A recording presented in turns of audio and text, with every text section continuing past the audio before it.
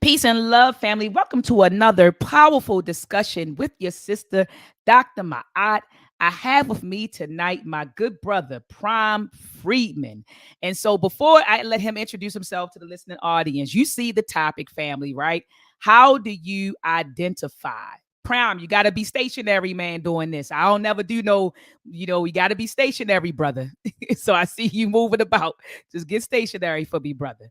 All right. And so, family, you see the title, you see the topic. How do you identify and why? How do you identify and why? Okay.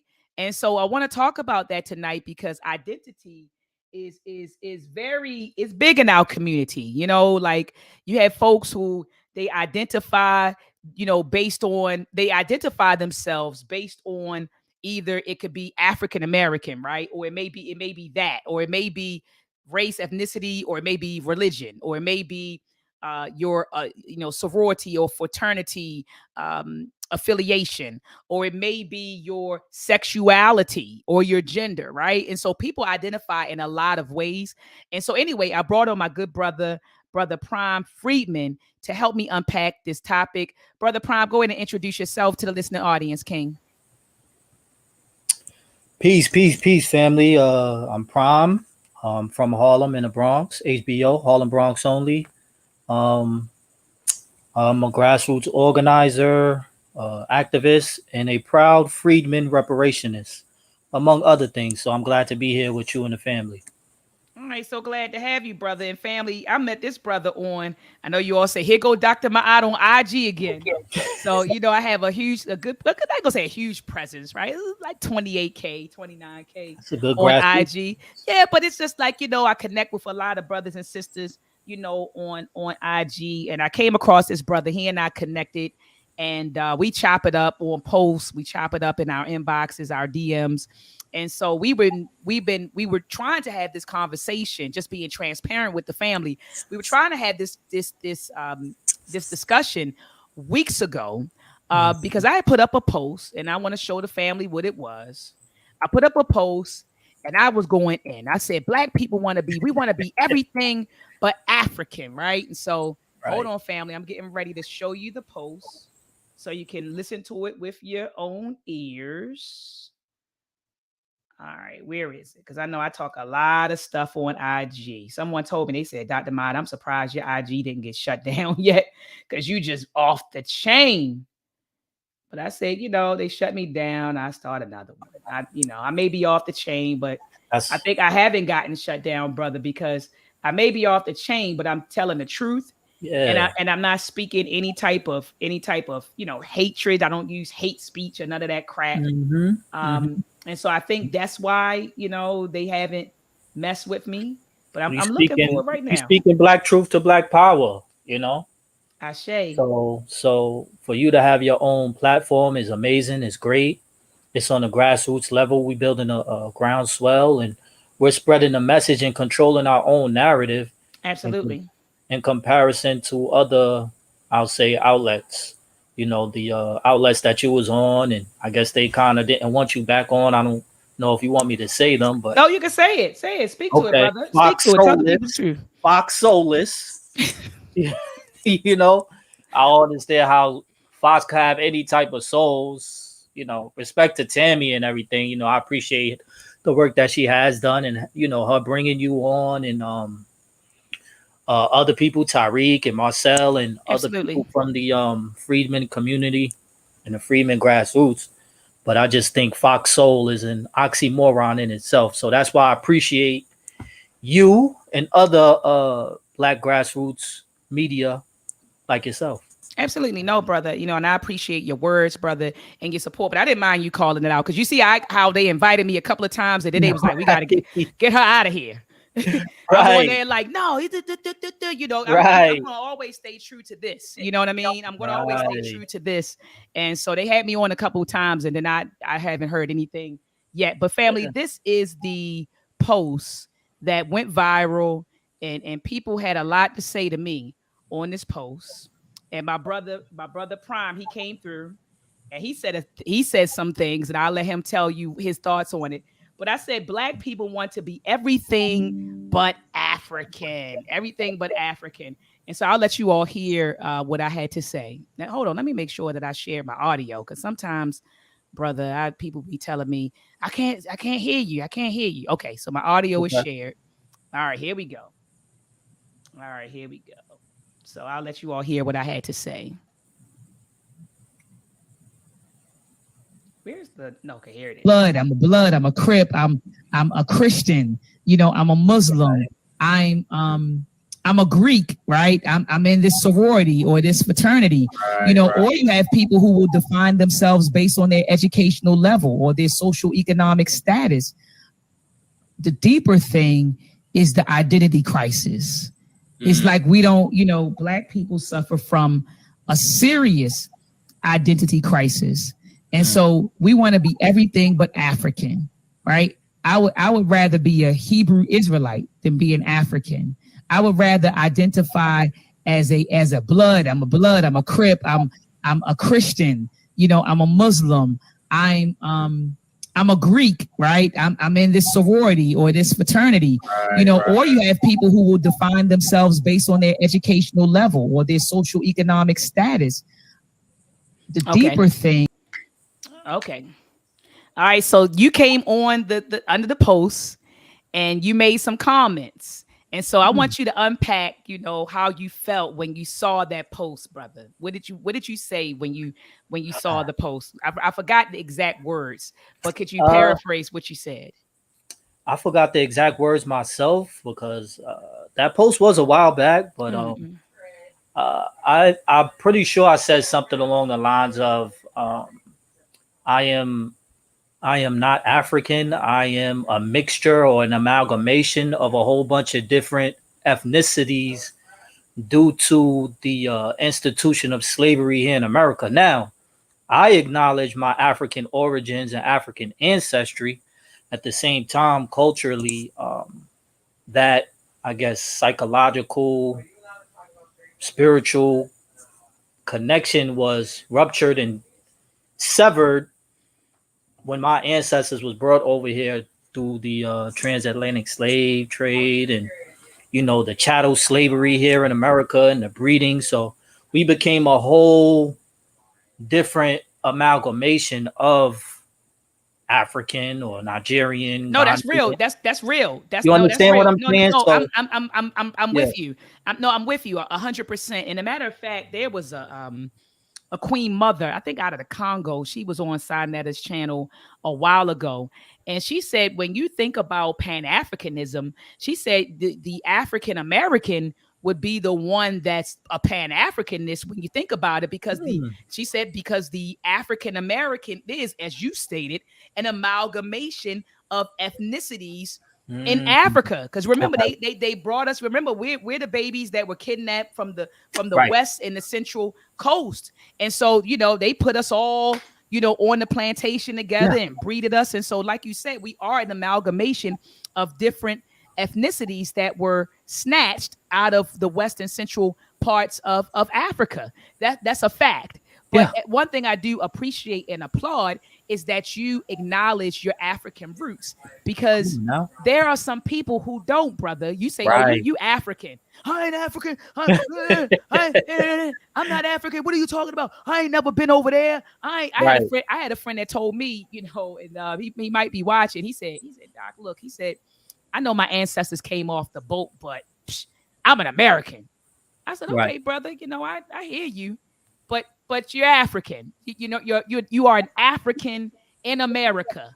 Understand Okay. that. I understand that we are American in a sense that that's our nationality. This is the place that we were born in, but we are Africans in America experiencing a European cultural reality. Let me say that one more time for the people in the back.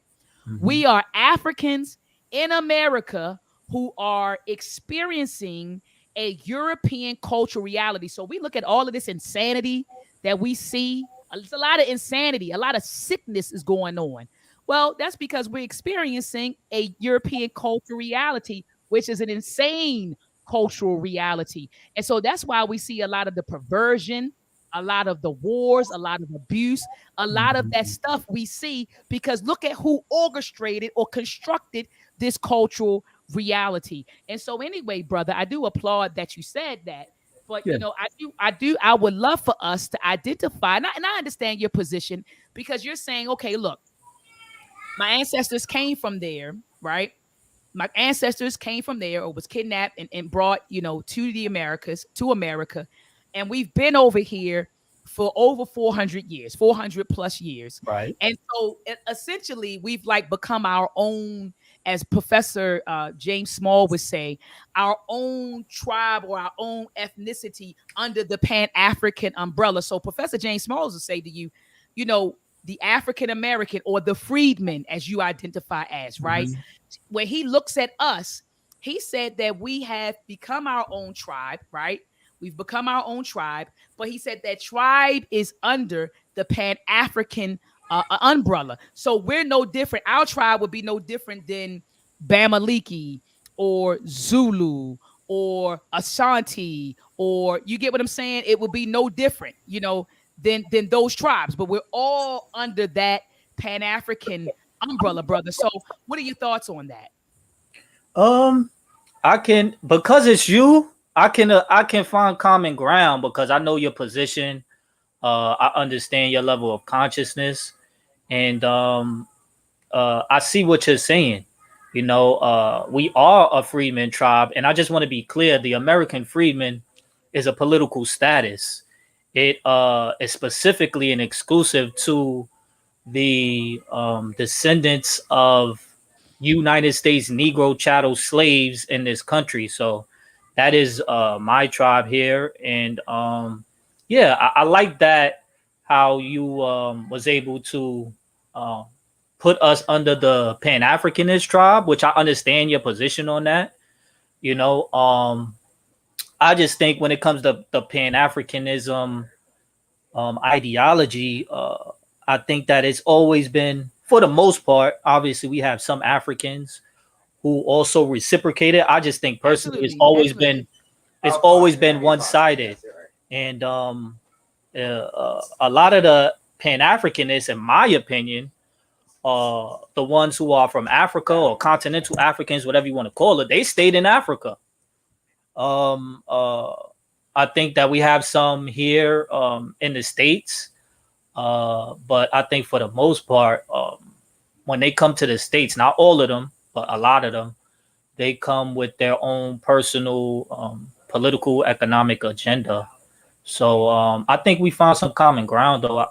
I can agree to a certain extent of what you're saying, and I like what you said, or what, forgot who you said, mentioned it, that we're the most Pan Africanist because we come from all different You said that. mixes and ethnicities It's, and uh, that other was a things like quick, that from Africa. So that was and very interesting. I appreciate you for bringing that to my consciousness. and what I'll do is I'll find a clip, and if somebody in the chat can find it, find the clip. It was That's real. Yeah, it was Netta speaking to. He was doing an interview with Brother Jabari Ozaze's wife, and it was a queen mother from the Congo, and Mm, it's a clip where she talked about how the African American would be, in her opinion, the most, she said Pan-Africanness, if you think about, mhm. the best, well, not I won't say the most, but a great example of Pan-Africanism, given that we were, A mix. a mix of all of the different, Mhm. ethnicities. So she mentioned that, and if someone can drop that in the chat, please do. But I do want to say this to you. We've also practiced it very well here when I guess people say Marcus Garvey is the father of Pan Africanism, or maybe the, He wasn't. He wasn't. He okay, well, wasn't. Yeah, he he was wasn't. one But of the people, more popular ones, absolutely, he definitely. And you see, and he brought it to America, I guess is what I'm saying. So part of my era on that, he No, he brought it didn't. to. He didn't bring it. He didn't bring anything to us. He got his model from Booker T. Washington. The model Okay, right, that, right, yeah, right. the Booker model, T yeah, was okay.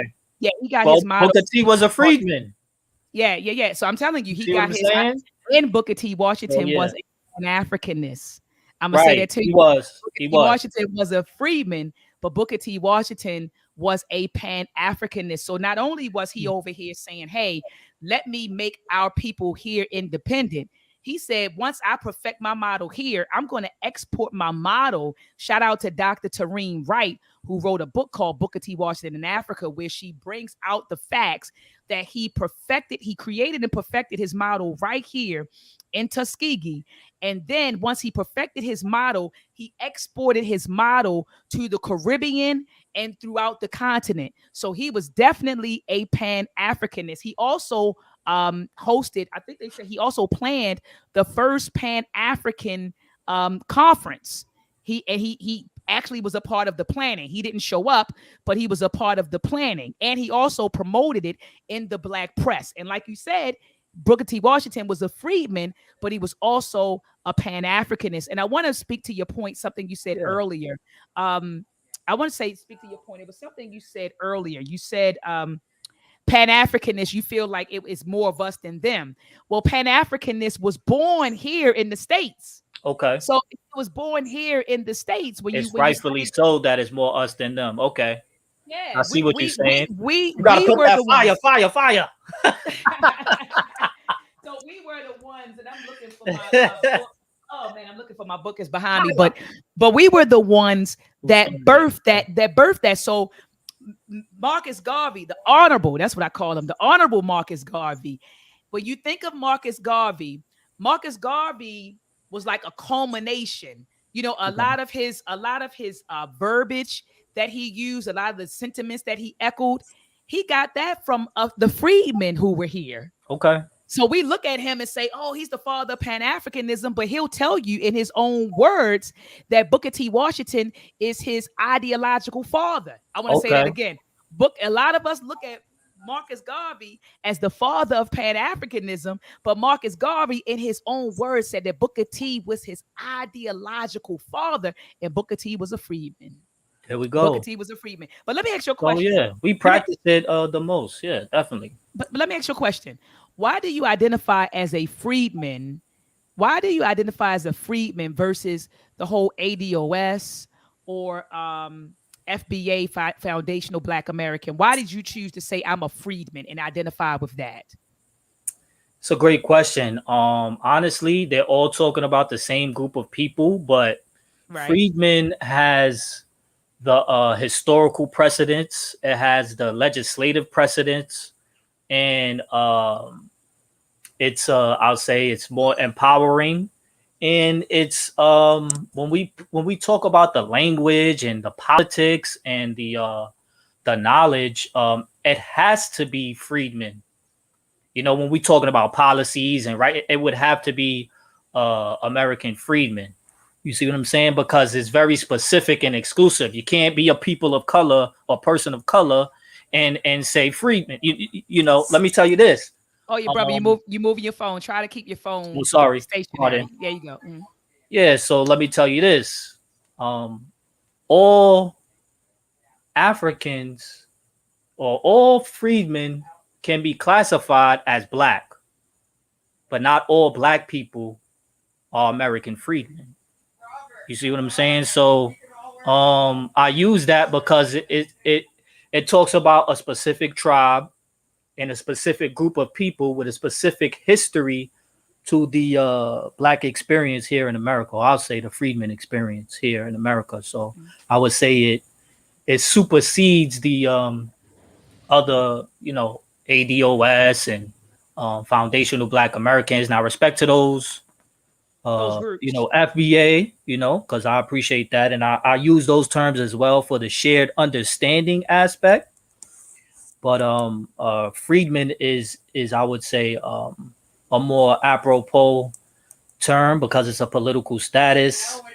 It has historical precedence. You can look it up, Google it, and you'll find thousands and thousands of doctrines. Congress has acknowledged us as freedmen. If people are familiar with American history, you'll be aware of the Freedman Bureau, the Freedman Bank, or as you say with your Be More accent, Freedman Bank. Bank.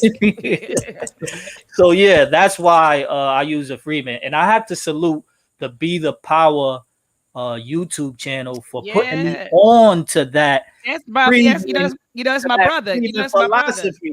That freedman philosophy, brother Naheem, Ali Bey, Josh, Logic, Ibrahim, Grim Freedman, and all of the BTP family. Aretha, myself, Lafayette, you know, if I'm forgetting you, my brother Shannon. We all on deck. Freedman on deck. We here, man. Check the private chat. I just sent you a message, Okay. brother. Check the private chat. Peace to my brother E5. He said IAT is the birthplace of Pan-Africanism. Not true, brother. Not true. Not the birthplace, brother. Check out this book right here by Dr. Tareen Wright. She'll tell you, brother, right here on page 26. And I got several other references if you want me to go to school, okay? So it says right here, once he entered the US, I repeat, once he entered the US, Marcus Garvey adopted a style that was very similar to early Pan Africanists. He affirmed the African continent as the home of African people, and he recited affirmations that encouraged African people to take their rightful place in the world as he saw it. Most of his rhetoric and slogans were reflective of previous Pan African leadership. Tony Martin, author of Race First, and by the way, I had the book, noted that he came in the tradition of the 19th century Pan Africanists. His phraseology was unmistakably 19th century. His constant references to Ethiopia stretching forth her hands to God, his talk of an African nationality and the redemption of Africa, his slogan, Africa for the Africans, were staples in the vocabularies of Martin Delany, Bishop Turner, and the Edward Blydens and other Afro-American and West Indian Pan-Africanists who preceded him. But peace to IAT. I always give praises to IAT because she also talks about IAT being that force. Hold on. I got the quote right here. Being the force. Oh, she said IAT on page 16. She said it produced John Prince Mars and Louis Joseph, who repeatedly explained that IAT was or is the embodiment of the irresistible force of a united Africa. So shout out to Haiti, but they weren't the birthplace of Pan-Africanism. But go ahead, brother. So I do agree with you that those people, ABOS, Foundational Black Americans, and Freedmen, that we're all talking about the same group of people, the group of people who were kidnapped, brought to the U.S., who literally fought in every war, right? Every Right. single war, Right. fought for our freedom because they didn't give it to us. I know a lot of people think that Abraham Fact. Lincoln gave us our freedom, but Abraham Lincoln did not give us our freedom. We We did not. fought for it. Hell, we fought for their freedom in the American Revolutionary War, but Come we don't on want to talk now. about that, right? If we We want to fought talk for it. about patriotism and being Come on, American, the come on. freedmen are the most patriotic. We are the original citizens of this country. We're the most patriotic of this country, and we stay saving America. Brother Kevin C. said Freedman was the original designation coming out of black enslavement, but fell out of use after Reconstruction. He said FBA is fine, but Freedman is a good term for us to use today. Ashe. Ashe. And we have a rich history here. You get what I'm saying? So it's like I study, African history and culture. And so, but I also study, you get what I'm saying? This, because we have a rich history right here in Absolutely. the Yes. US that a lot of us don't tap into. We want to go to the motherland. That's cool. We go to the motherland. Hey. But we have to understand that we have over a 400-year plus Yes. history right here in America Yes. that we can study. When we talk about models and solutions, right? I have brothers and sisters who contact me all the time. What's the solution for black people? What should we be doing? Study the history. As Professor James Small says, history erases the mystery. We have models that our ancestors left, models that have been tested and have been proven to work. Booker T. Washington had a model that A freedman. he was a freedman who had a model that worked. All we had to do is implement the models and pass those models down to our babies. And so that's all we had to do. We had the blueprint. Hell, Dr. Amos Wilson, a freedman, he gave us blueprint for Black Power. But Dr. all John we had Henry to do, Clark. Dr. John Henry Clark, all we had to do is just implement the solutions that our ancestors laid out for us, and we would be in a better position. Okay, we would be in a Yes. better position. Go ahead, brother. Did you I want to say think something? I think that that's also a part of I guess what the discrepancy is because I know you started out with saying, oh, we want to be everything but African or we want to be everything but black. But I think uh one of the issues is that we focus on like African history. Not all of us. A lot of us want to focus on African history while excluding the American freedmen history that we created right here. We have Harriet Tubman, we got Frederick Douglass, we got Ida B. Wells, Dr. John Henry Clark, Love her, you love know, her, love her. Queen Mother Audley Moore, Callie House, Come on, teach, Martin Luther the King Jr., Malcolm teach, X. teach, You see what I'm teach, saying? Like these teach. are I would say the more maybe contemporary or more popular, or more I guess the one of our biggest titans are freedmen. Mm, You mm, see what I'm mm. saying? And they have Absolutely, been etched into everybody's consciousness today. absolutely. I mean, So I think we need to acknowledge that, and I think when people talk about the Africanness, I can respect that and I appreciate that, but I like to talk about the freedman experience as well. I can acknowledge both because that right. is both. I am both. No, absolutely. Absolutely. Hold on. Stephen, you another message. It's the same thing, brother. It's the same message as before. All right. So let me go back here to Brand. All right. I'm trying to get back to my comments. All right. Peace to Dr. Craig Samuels. He is in the building. I see a lot of people in the building, and I appreciate you all coming in. Peace to Brother Gullah. Sister Tamika. Peace to you, Queen. Sister Tamika said, thumb up the video, y'all. Thumb up the video. Absolutely. Peace to Brother Abdul Muhammad. He said, Dr. Ma'at, one of my fave. Peace to you, brother, and much love to you. Sister Virgo said, I shade Dr. Ma'at, and yes, you go off the chain when it comes to Black people. That's because I love my people. I love my people, Queen. Brother Steve, he's out of St. Louis, Missouri. Freedman on deck. Peace to you, brother. Sister Nadia, peace to you. Genius, peace to you. Brother Africa, peace to you. OG Gorilla, peace to you. I see Asiatic Born, Belton Savings Channel, John Costner. I see my man Efi, the twins. These are the twins right here. Peace to you, brother. Mm. Like I said, Dr. Craig Samuels, he's in the building. So many people in the building, family. We're going to keep it going. So, how do you identify? How do you identify? That's what we're talking about and why. You told me how you identify, and I'll tell you how I I was identify. just about to ask Yeah. you. So I was.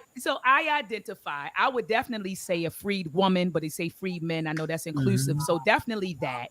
So when you say we're all talking about those group of people, I definitely fit into that category, right? My family, when I trace my family lineage back on both sides, my mother was born in Sumter County, South Carolina.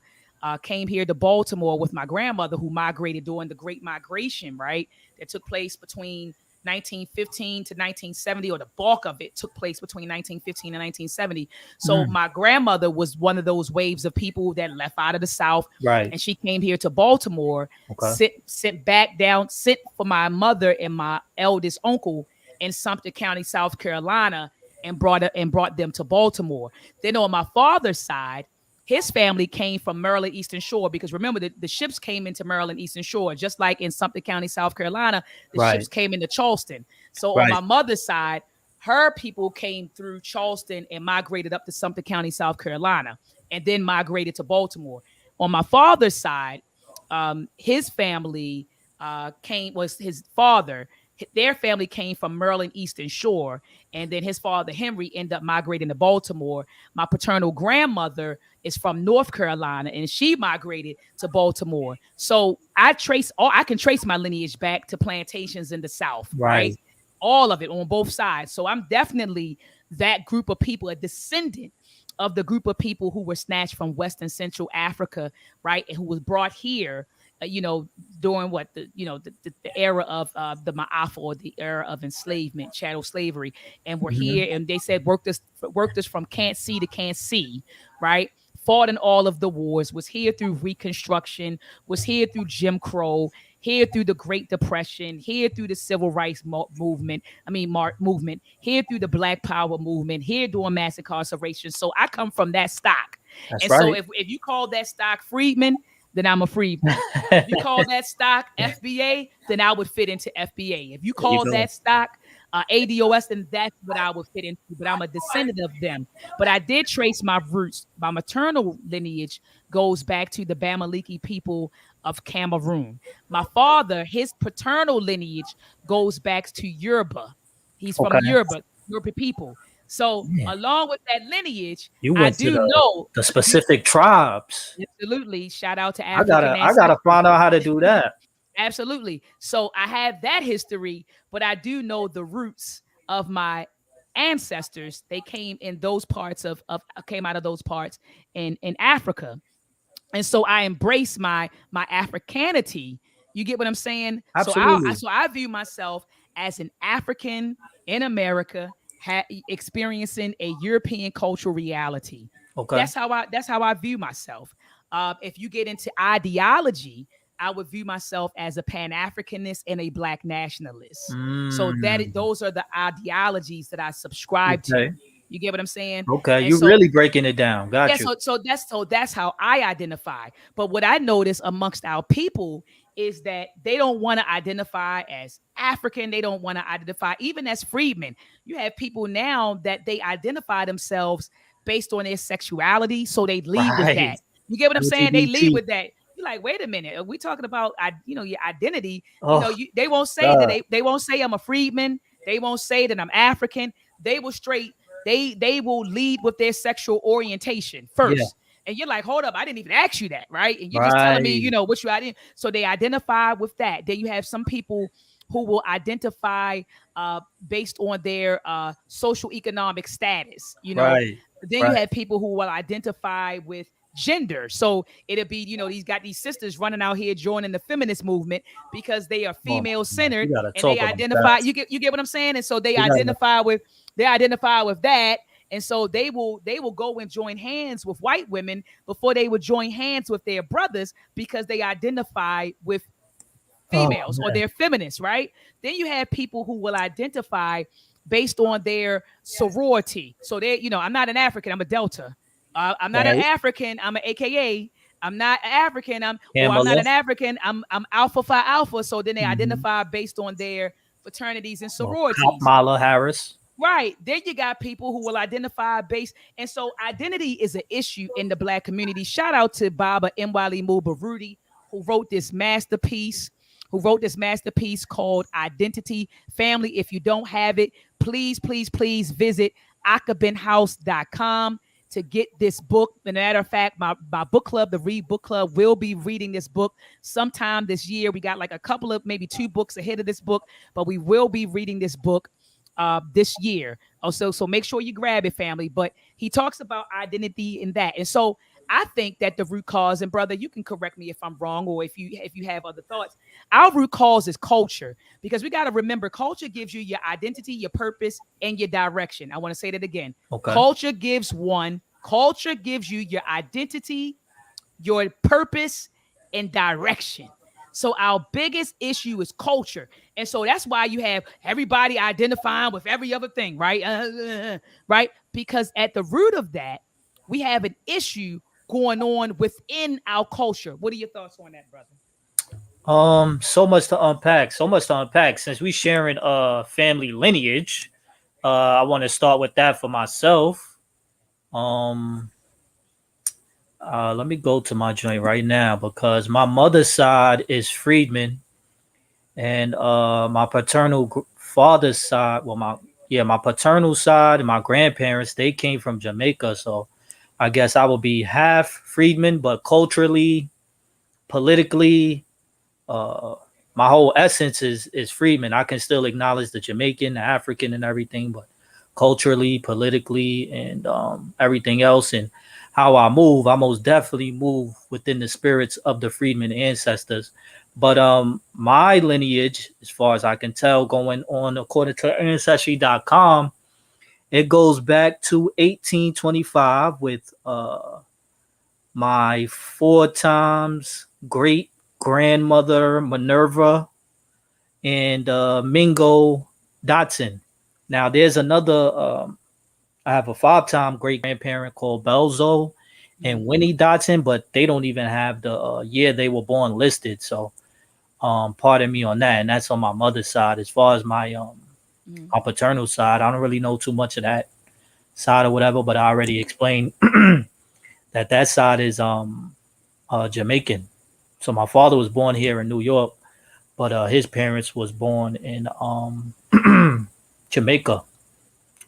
You know what I'm saying? So but yeah, I was just getting into it with some people on IG, and there was a post that I responded to that was talking about intersectionality and gender identity and the LGBT community. And what that post was talking about was how a lot of our black women, not all of them, they fed into the feminist movement and the feminist narrative as if their experience in America was the same as a white woman's experience with her counterpart, Come on. the white man, or her white husband, I'll say, Come on. in Come on. America. You see what I'm saying? So that manipulation is a part of the reason which led to the destruction of the original Trinity, which is the black family, the black man, the black woman, and the black child, Mm, and the original institution, which is the family. mm. So I was going back and forth with some of the people on IG about that, and I've just learned to accept that you're not always going to agree with people. And the whole point of the post was to talk about how black people put other people's issues ahead of their own, and then when those other groups get their political resources and tangibles and get their agenda pushed at the forefront, and when they get their demands met, we're left behind, Yep. and we see Yep. that today. So the point of the post was to, or what I was saying was, it's not about feminism because the white women seem to be doing just fine right here in America Yep. under white supremacy. It's not about LGBT because the white LGBT groups of people are doing just fine. I just heard that they're getting some type of reparations in Yep. California, and Yep. they're getting protection. And even Dave Chappelle spoke about this in his comedy skits. That LGBT white guy or whatever, he was very quick to call the police on him. You know what I'm saying? So um, yeah, I really try to focus on Freedman first, and Freedman issues first, because history has proven that when you include everybody in your culture, it shows other people to, we expect it to be reciprocated, but it shows other groups of people, well, if you willing to put my issues before your issues, then I might as well do the same thing for myself. I'm going to continue to put my issues ahead of your issues, which is why I'm very specific and exclusive when I do a lot of the work that I do, and I'm out here working with other people. I'm here to talk about the freedmen and black people as a collective first. Everything else Absolutely. we can figure out. You know what I'm saying? And like I was saying before, it all ends up and comes back to race or blackness, because like we were saying, the white LGBT as a collective group is doing fine. They have the power right now, and Mhm. they're most definitely exerting that power at the expense of the freedmen and all black people in this country and all over the world. We understand that white supremacy is global. It's not just in America, but in America, it is the belly of the beast. Mhm. Mhm. Mhm. And I Does that do make want sense? No, it makes 100% sense. Everything you Okay. said, brother. Everything you just said. And I love how you pointed out how we'll lock our arms with other groups of people, but then they'll get theirs and then we're left out in the dust. Because like Right. and I do love, and I want to drive home this point that so-called white women, right? Their experience here is totally different than my experience. It's Thank you. different. So when sisters Thank run you. out of here and I'm locking hands with them, I'm looking like, sis, do you Right. even understand? We always say race, class, and then sex, right? Like Right. you gotta be race first, queen. It ain't no, Yes. it ain't gender first. You gotta be race first, right? Because like you said, they experience a totally different reality. White women, so-called, I want to say so-called white women experience a totally different reality than we do. And brother Efi said IAT is the first and only country to include Africans and American Africans everywhere. That when you step on the land, you're granted freedom and land. The 1805 Constitution of Haiti. That's true. That's true, brother. That's true, brother. True, brother. One love. One love. Yeah. One love. It's But so disrespectful. It's so disrespectful because you never hear people talk about including the LGBT Jewish people in the Holocaust. And I brought that up on the post, and then one person, she was dishonest and disingenuous and saying, well, all people or LGBT people attacked or whatever. But I'm like, I never hear that on NBC or Fox News, or they always talk about Jewish people. They keep it, they put up those political barriers and those exclusion acts or whatever you want to call it, and protect their history, protect their culture, and they say never again, and things like that. And but every time when someone like myself or someone like you say, we have to fight for black issues first, we have to fight for black people first, we have to fight for the freedmen first, it always becomes, well, what about black LGBT, or what about black women? As if to say that that's a separate thing. You see what I'm Mm-hmm. saying? Am I making sense? Please don't keep asking me. You making sense? Because it ain't that. Because when people say that, and it's not you, brother, but people will say things. It's not you. Trust me, it's not you. People say Okay. things to me that's very simplistic, and then be like, "Am I making sense?" And I'm like, "Dude, like, come on. Like, we're not saying, Okay. Yeah. we're not talking science here, It's or so you ever it's said no? Like, it's you on point." it's so disingenuous and dishonest because we're the only groups of people where everybody else feels comfortable in doing that. With Asians, they don't talk about, well, unless we get a stop Asian hate crime bill. What about the anti-black hate crime bill for the Asian community? The Oh. Asians didn't do that. You see what I'm saying? Mhm. And it's just very disrespectful, and I don't like it. I really don't like it, and I think that is very important for us to put up those political barriers to protect our history, to protect our culture, and fight for us first. We're done fighting for everybody, and trying to save everybody and trying to help everybody. We have to put our issues first because history has shown and proven that whenever we Mm. put the cape on for everybody else, they leave us behind. No, I got you. I got you. So, family, I'm getting ready to drop the link in the chat. Come on in. Uh Let oh. us know. Let us know how you, yeah, let us know how you About to get lit. identify, family. We want to know. I want to know how you identify and why.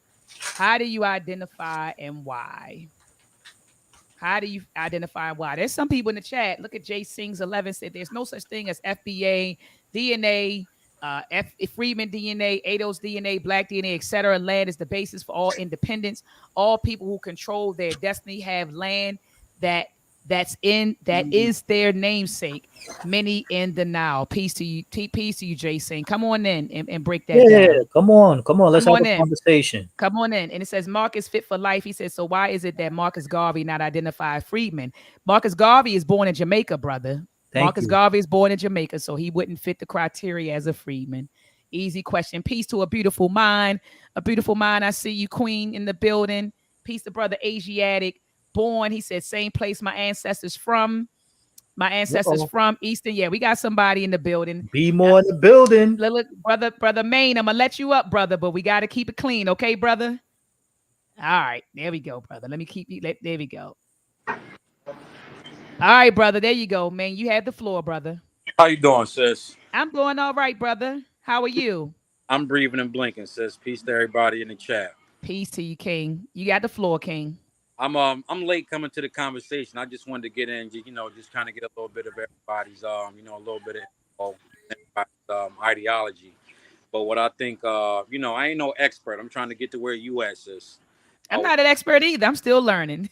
absolutely, absolutely. But I hate to steal somebody else's quote or their thoughts or whatever. But I definitely feel like, like the names and titles or whatever the case may be can be like a form of it's like a sense of distraction. You know what I'm saying? Like we all come from initially the creator. You know what I'm saying? So whether we call ourselves Pan African, LGBTQ or however that go, I don't mean no disrespect to nobody that falls under that. But if you go back and you trace it, to the initial, we all come from the creator, right? I was Mm, seeing Professor Kaba, talking about it, and this is what makes sense to me, right? And he mm, broke it down like this: we all have two parents, right? The four grandparents, eight great grandparents, so forth and so forth. So if you go back, let's just say 400 years, right? Which is about 20 generations, give or take. You have, he said, like a million some odd people that it took for us just to get here, right? mm, But mm, go back even further, we still all originate from the creator. We all originate from the one or whatever. So it was just best to be just to identify ourselves as, like you said, we're God having a human Human experience. experience. Teach, Now, brother. say, what I mean? Like you the creator having the human experience called dr.maat. You know, Mm, as far as using like titles and stuff like that, we kind of get like caught up in the mix, and it's just can be like another form of I don't want to say escapism, but just separation. And we just get lost. We get caught up in the mix, for lack of better words, or whatever mm, mm. it may be. So that was just something I just wanted to share and just kind of like touch base with. No, And I appreciate it. yeah, I love what you do. Like sometimes I be busy. You see, I got my Pepsi clothes on right now, whatever the case may be. Hey, you're a working man. That's all. Yeah. So when like I saw the notification kind of late, I'm like, oh, like let me get up in here and just see what the people talking about. But I love what you're doing, sis. Like Thank you. habit, Thank you, King. keep doing what you're doing. We definitely need the strength, we need the peace, we need the knowledge, and I just love what you do. And when I'm coming from AC, New Jersey, New Jersey, talk to peace, peace. Thank you, Okay. brother. I appreciate your Jersey in the words. I building. appreciate your words. I appreciate your wisdom, and I appreciate your support and time, brother. You take yeah, care, brother. you do the same. Yes. All right. All right. Brother Kennedy, I just added you to the screen, brother. Can you hear me, brother? Brother Kennedy. Brother Kennedy. All right. Let me take you off. All right, We need brother to address Kevin. some of the stuff in the chat. Hey, Professor, how you doing? Hello, I'm sir. doing fine. I'm doing fine, brother. How are you? Doing all right. You always come with some really good information, and every time you come up, it's an educational experience. So we appreciate what it is you're doing. Thank you so much. Thank you so much, King. I appreciate it. Yeah. So how do you identify and why, brother? So there's a couple designations. The one that if you're thinking about today, I would say FBA. But then if you talk about the historical designation, I would say Freedman. And those two are kind of interchangeable. And the reason I say that is that so I don't know if you guys are familiar with Marcel Dixon. He's running for position in Congress up in down in South Carolina, and he's actually bringing that word Freedman back into the mainstream because he goes back and forth between FBA and Freedman, and I like that he does that because he's showing the historical designation and the historical relation to that. That makes sense to me. So Yeah. if you're talking to somebody who's not familiar with Freedman and the history, then say FBA. But if you're talking about if you want to encompass the historical aspect of it, go with Freedman. I actually like that. I prefer it because I that's like actually it. recognized by the government, by the way. The Freedman through all of that. Yeah. It has, like I was saying before, it has the historical precedence. There was actual legislation created by Congress for the Freedmen Bank, the Freedmen Bureau, Freedmen Bureau Acts, and that was our political status. But man, Just like immigrant is a status or minority is a status, Freedman is a political status, and that's what we are.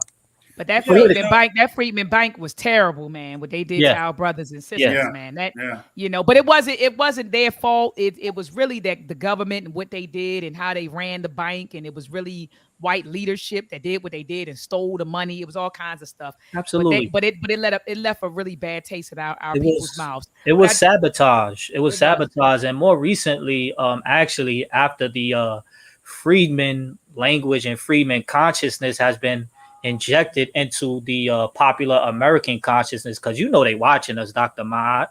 They watching us, Dr. Maat. They watching us, family. We see Kamala Harris talk about the Freedman.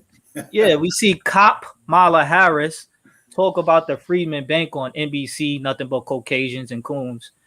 We see that they brought up the Freedman Bank and tried to include minorities absolutely in that. Did y'all notice that? I saw that. And you know what? Yeah, to your point, sir. So this is something that we as a collective have to start pushing back on. Whenever somebody starts using Black history, Freedman history, FBA history, Black American history as a basis to start talking about something else, we got to cut them off and say, hey, look, nope, you don't do that with the Jewish folks. You don't do that with Hispanics. You don't do that with Asians. Nope, don't do it with us. Don't bring that stuff over here with us. And that's not to say, we don't care about your issues or your problems and all this other stuff and everything else. And I would actually challenge them. I go, look, if you have to attach your stuff, your movement, whatever it is you got going on to us, do you even have a legitimate movement? Is your movement even legit? I challenge them on that. I'm like, look, and I know I'm not mad at you guys. No. But I mean I'm seeing that more and more, and it's almost like we're so inclusive, and we have just this idea that we have to, kind of bring everybody on. And just like you talked about, sir, that, when everybody gets what they want, they're like, hey, I'm out. I got what I needed. Exactly. I'm out. What you guys are left hanging. Now, we wouldn't have an issue with that if we got what we wanted and they wanted too. But you know what? That's not what's happening. I would say we are doing that, though, because with this reparations movement in California, the lineage standard that they got going in California, that was a freedmen movement with a lot of freedmen on the task force. And I think we are putting up those political barriers, which is why there's so much attacks of FBA and freedmen and, Black American, African American within our community, because everybody has been so used. It's the American way to eat off of the freedmen. You see what I'm saying? That's a part of American history. We know that this country was created off of the backs of freedmen or foundational Black American. So whenever we created something, everybody benefited because of chattel slavery. You see what I'm saying? A lot of the immigrants, all of the immigrants that come over here today came to this country because of chattel slavery. Nobody got it popping over here prior to chattel slavery here in this country. We created the foundational wealth of this country. We created everything in this country, and it's just the American way for everybody else to reap the benefits of this, of our hard labor, of our work, of the wealth that we created, and just leave us behind. And then when we talk back about it or fight back about it, oh, you're being racist, you're being divisive. Well, you know what? Division is divine. Well, it's not again. I go back to challenge it. I go, so when the agents got those protection laws and they didn't include us, are they being divisive? Yeah. So you gotta always just push back. When somebody does that to you, you just get it right back to them, because that shuts everything down. Well, then go talk to the Asians and tell them to amend those laws and then include Black people too. Matter of fact, include everybody. Right. And if they don't do that, then we gotta when they do stuff like that, we just have to be forceful. I mean, not be rude about it, but be like, hey, look, I'm gonna stop you right there, and I'm gonna go ahead and check you on this and all this other stuff. And I'm really, really aggravated and frustrated with the people who are actually in positions of power and authority to do that and supposed to be speaking on our behalf. That probably aggravates me more than anything. And then I'll say one more thing and I'll get out. As it relates to, we have to be very careful with the designations, FBA, Freedman, and all the other stuff. And then ADOS is kind of a fuzzy one, because technically anybody can actually be ADOS. You're right. You can get to the point where almost everybody can be included in that. Right. The word slavery. To include white people as people who so-called had African DNA. I guarantee you, if they have 1.5% or 2% African DNA, they'll be clean. They'll be the first ones talking about, oh yeah, well, I'm descended from enslaved Africans too, and give me some of those reparations. You're absolutely everybody right. will be in on that. Which is why they're doing this reparations claim, we got to be very specific about who is supposed to get it and what we're fighting for and all this other stuff and everything else. Which is why I say freedmen or foundational Black American, but mainly freedmen. I use the foundational Black American because Tariq has put that into the lexicon or whatever. Or, it's similar to saying Black or whatever, because just for shared understanding for most people, you know what I'm saying? But when we dive deep and we dig deeper and go down a rabbit hole, when we talk about the specifics and the legislation and the policy and what we putting down on paper, it most definitely has to be freedmen. Exactly. American freedmen at that. One thing I find is very interesting is that something just came out. There are Afro-Latinas that actually identify as white. I thought that was absolutely, yes. They're Black as us. And now I understand there's some mixtures and stuff going on, but so again, it kind of goes back to who you are. This identification thing is very important. Because we see a Black person, we go, well, you Black, and they're like, not so fast. And so if it's fine for everybody else, it's fine for us too. Right. I'll go ahead and back out. But hey, thanks for letting me up. Hey, thank you, brother. Come anytime. It was powerful. We love you too, brother. That was powerful. That was very powerful. Love that peace guy, to sister, man. Peace to sister Marcia Pender. She says, and we must eliminate the subgroups of being Black. Before you are a woman, you are Black. Before you are LBGT, before your LBGTQ stance, you are Black. Before your religions, you are Black. Absolutely. And shout out to my man, Marcus Fit for Life. Love you too, King. He said LBGTQ rights cost America nothing. Africa the Great, he says you are African, whether you like it or not. All right. And so I see we have American dream in here. American dream. Keep it clean. Keep it look. American dream. Keep it clean. Keep it clean. American dream. Let's rock and roll. You have the floor, brother. You have the floor, brother.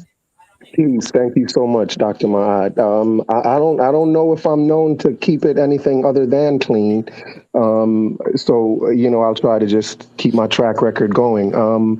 So in terms of identity, I've always thought, well, not always. I guess I'm growing to learn that whatever I identify as, there's just something about the word identity, which I think kind of comes from within the person himself or herself.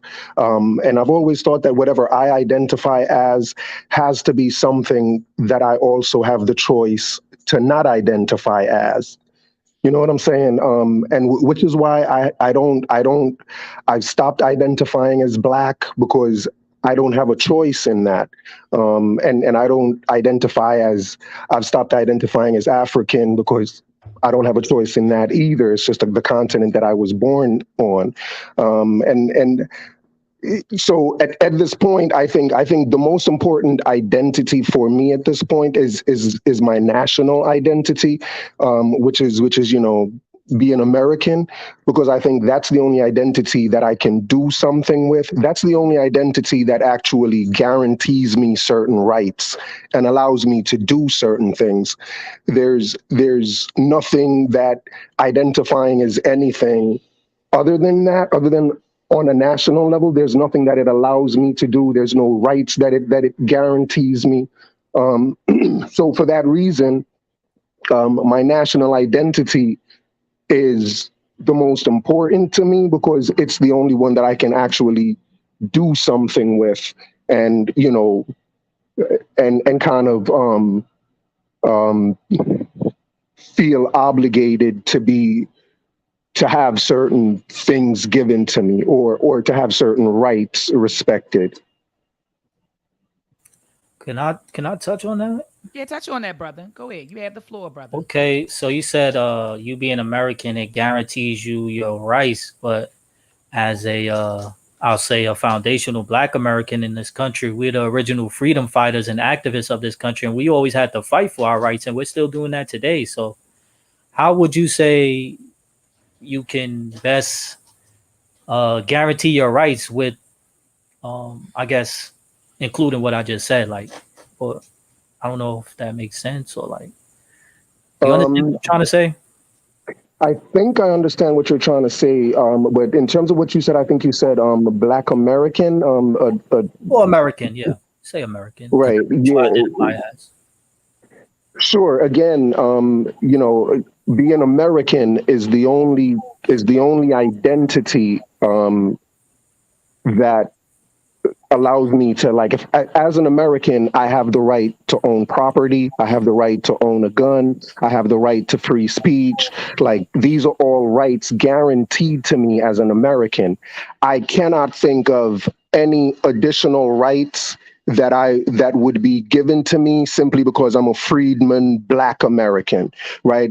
Whatever rights I get as a freedman Black American are the same rights that I get as just being an American, which is why my identity, the freedman Black part, the freedman kind of ties me to my slavery background, which is something I don't have a choice in.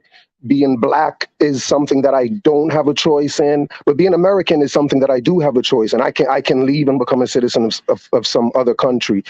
So, which is why, again, the only ones that I value as an identity, not that there aren't, any values in being a freedman or in being Black, but the only ones I value in terms of my identity and how I identify myself is the one that guarantees me those rights. And the only one that guarantees anybody any rights is their national identity, which is why I think national identity is so important, and which is why I think that's the identity that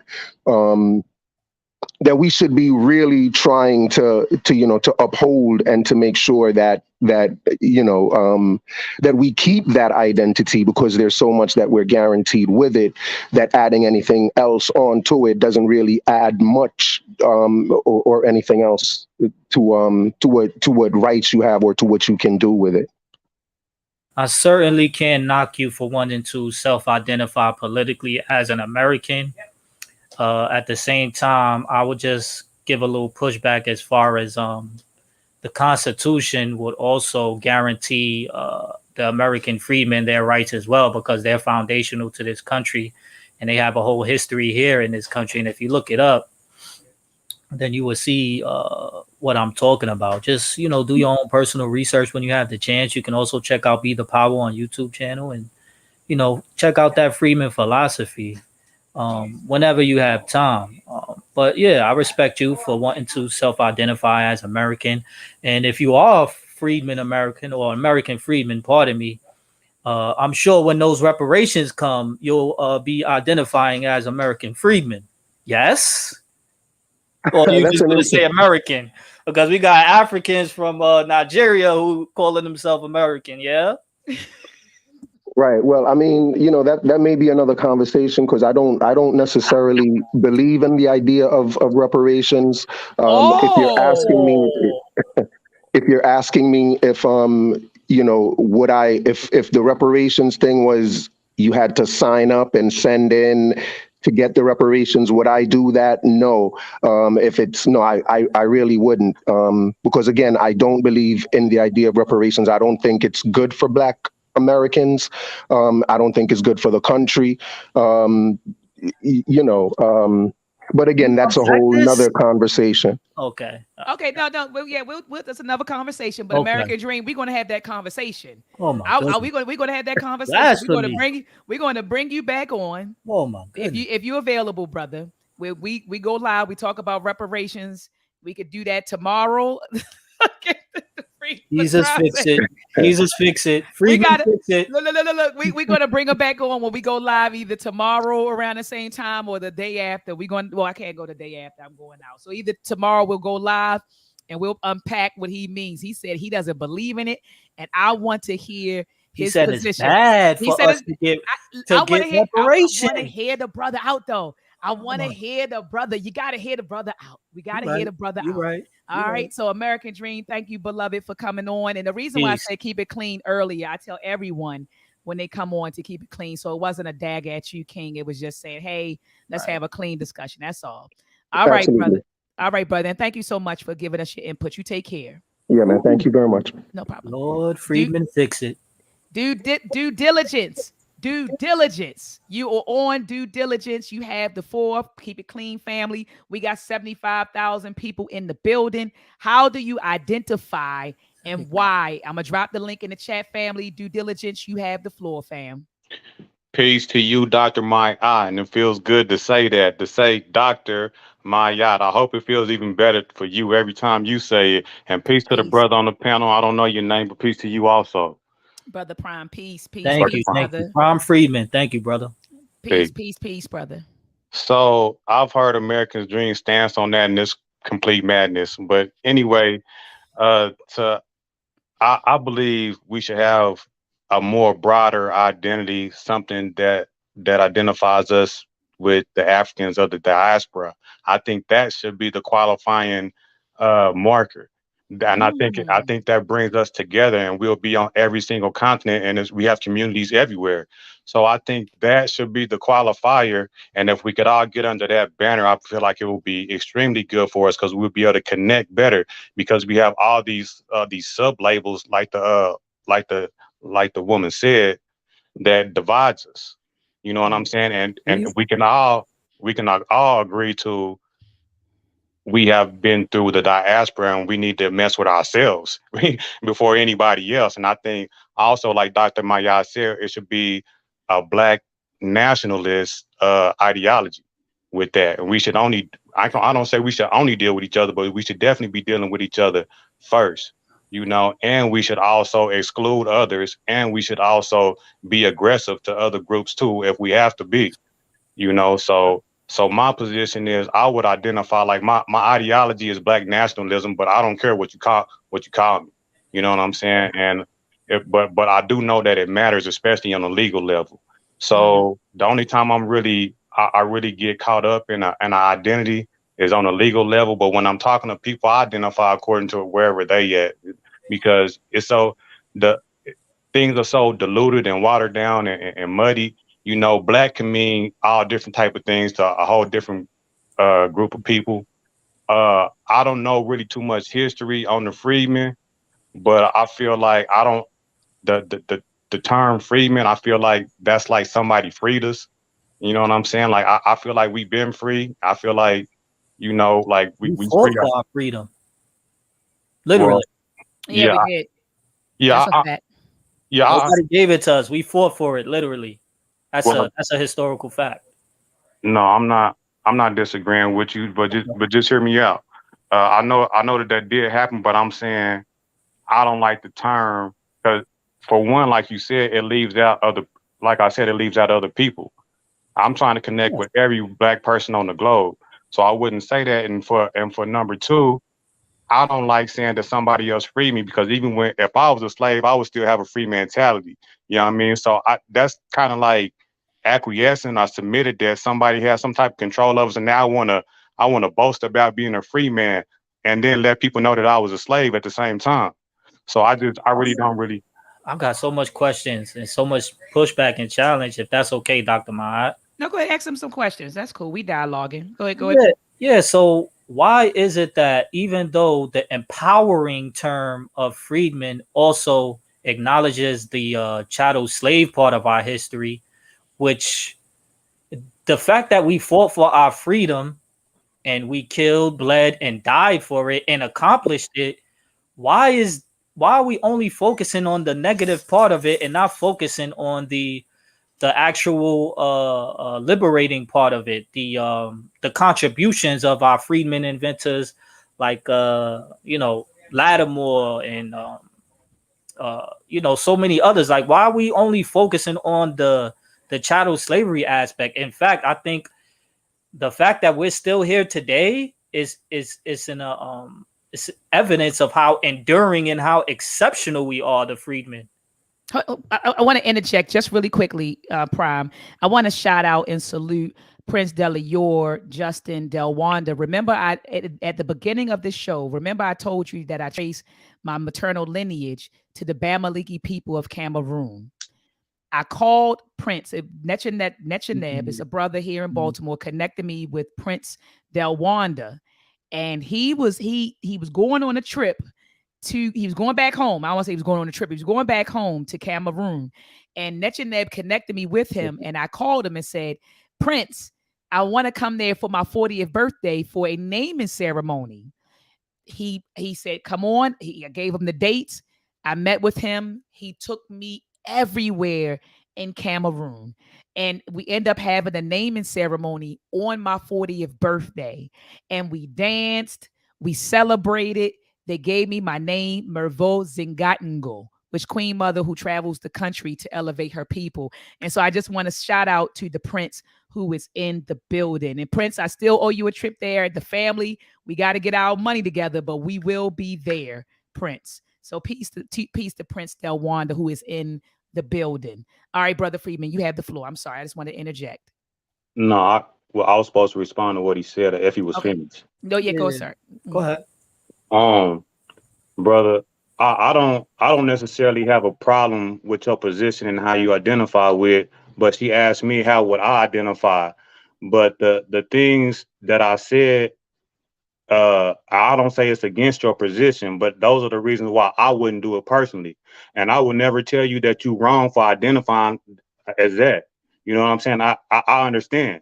But me personally, I want to connect on a global level. You feel me? And I feel like that term can hold us back. And because everybody don't identify in that way.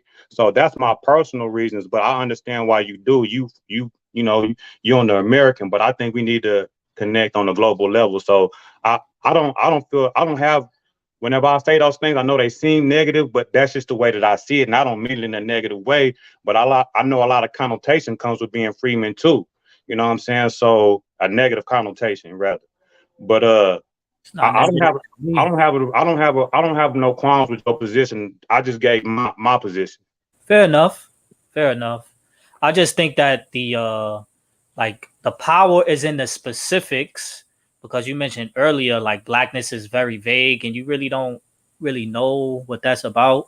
I kind of see that similarly to being African, because we know African is comprised of thousands of different languages, different cultures, and different tribes.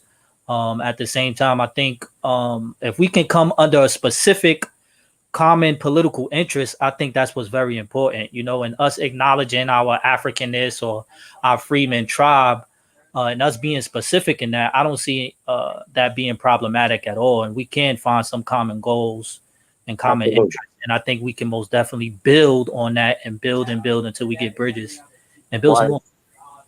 I'm sorry. No, go ahead, bro. I'm done. No, I agree with you. That's why the label, like the local label, I don't have no issue with what I'm called locally, because I'm gonna deal with everybody that's black. You feel me? Like that's what I'm gonna do. So, and of course we got to have political aspirations and be a unit. But like I said, how you gonna connect with other people globally under that banner and make them feel like we the same people? I feel like what I propose will make people all over the world that look like me and you feel like the same people. And regardless of where you from, regardless of religion, regardless of culture, if we all have that in common, I feel like it's a more stronger, that can be a bond that'll bring us together, because we got so many different ways of looking at each other as different. So I agree with you, and I feel like we can identify as both. Like you can be what you are and still be a black nationalist, or be A somebody that's up, Pan-Africanist. That's you right. know, you Right. That's know. right. So I That's fair. don't think one negates the other. That's right. Due That's a good diligence, point. and brother Quado Dwayne Detterville, he agreed with you. He said this brother makes sense. He's talking about you, due diligence. He said this brother makes sense. Pan-Africanism is the only relevant organizing structure for Black people globally. Right? He said if you're not a Black nationalist at this stage of history, you just slow. Peace. so, so peace to you, due diligence. Thank you so much for Wow. coming on. I want to Peace. bring on Dr. Maurice to give his to spread his wisdom, to share his wisdom. Dr. Maurice, you have the floor, doctor. Peace and love to you, doctor. We're going to keep it clean. It looked like you in the office, so you don't have no choice but to keep it clean, doc. So you have the floor, doc. How do you identify and why? How do you identify and why, doc? You got to unmute yourself, doc. Doc, you have to unmute yourself. Yeah. Can you hear me now? Yes, sir, I do. Appreciate it. First of all, good evening to both of you. Good evening. Good I evening. think this is a very interesting conversation. Oh yeah. I remember when we were with Dr. Khalid Muhammad in formation, we had a lot of conversations like this with Steve Coakley and Dr. Khalid Muhammad, Dr. Leonard Jeffries. A lot of conversations like this. But I do want to clear up one thing. And you can find our history. 1986. I met Dr. Khalid in 1986. Tunica, Mississippi, at 12 years of age. That information is out there, and our research for him is out there, because there's a lot of controversy around this word freedom and whether we're free or not. Okay. And I think that I don't think that we're free. First of all, let me say that America is a plantation system. It is a plantation system. This is a corporation of oppression. The labor that you get, you're not paid for it. You're compensated, but you're not paid for it. You can only get paid for something if you're seen as an equal. So you can get compensated, but you're not contracted. And that's the difference. That's the difference in a salary or investment and compensation. So they may compensate you for your time, but you'll never get the return on your stock, because you are the stock. You and I are the stock. And I don't care how wealthy we are, the fact that we're Black people in America and under the conditions from which we were brought from Africa and harvested here in America, processed here in America, oppressed here in America. No emancipation, no integration, no socialism, no segregation, no laws on the books will ever free us. Proof of which, if you look at us today, especially in Atlanta and some of the main places where the blacks are governing, quote unquote, interdependency and independency among black businesses and organizations, you'll find, sir and ma'am, that we're still fighting for voting rights. We're still being killed. White, trashy, the lowest white, racist, cracker, trashy beast can come and kill us in stores, can kill us in hospitals, can kill us in the churches. If you look at South Carolina, when Dylan Roof committed that crime, this is before Buffalo, well before Buffalo. When he committed that crime, he killed a black senator and nothing has happened to him as of yet. And when they took him alive. They took him alive. So we have the organization African American Defense League, which was started by Dr. Khalid Muhammad, one of the organizations that were actually started by him in 1986 in Tunica, Mississippi, off of Highway 61. It was an old Elijah Mosque where they were commemorating the memory of Minister Malcolm X. And I said that to say this. This idea of freedom and this idea of progress have misled us, and we've been misled by even leaders such as Minister Louis Farrakhan. He has been the biggest mislead that we've had in centuries. Ooh. The man has been with the federal government, was in on the death of Minister Malcolm X, have said it and aired it before black people, and because we're used to it, we haven't even checked him on it. We won't even question his version of the NOI. We won't question it because we want to believe that we're free. We want to believe that. Malcolm X was killed because he explained how much of bondage we're in. Martin Luther King was killed because he and Malcolm X identified a bondage together in 1964, March that year in, I believe it was Washington, D.C. And if you'll check the record, I'm sure you'll find out that this is true. But this idea of freedom, we've got to get that out of our head. We'll never be free. And we can build up all the corporations that we want. We can even attach ourselves to our lineage in Africa, Barbados, and all of these other places, Haiti. And you'll find out that if we don't have an army, we'll end up in the same condition that we were before, and that's chain chattel slavery, which we're fastly approaching now. The white man knows what he's doing. You see, because his job is to make us believe that we're free. And here we are running around on a plantation. We got to get passports before we can even leave the country. If you don't pay your taxes, you can't even get a passport, and you still got people around here believing that we're free. Teach. I beg your pardon. No, brothers and sisters, we're not free.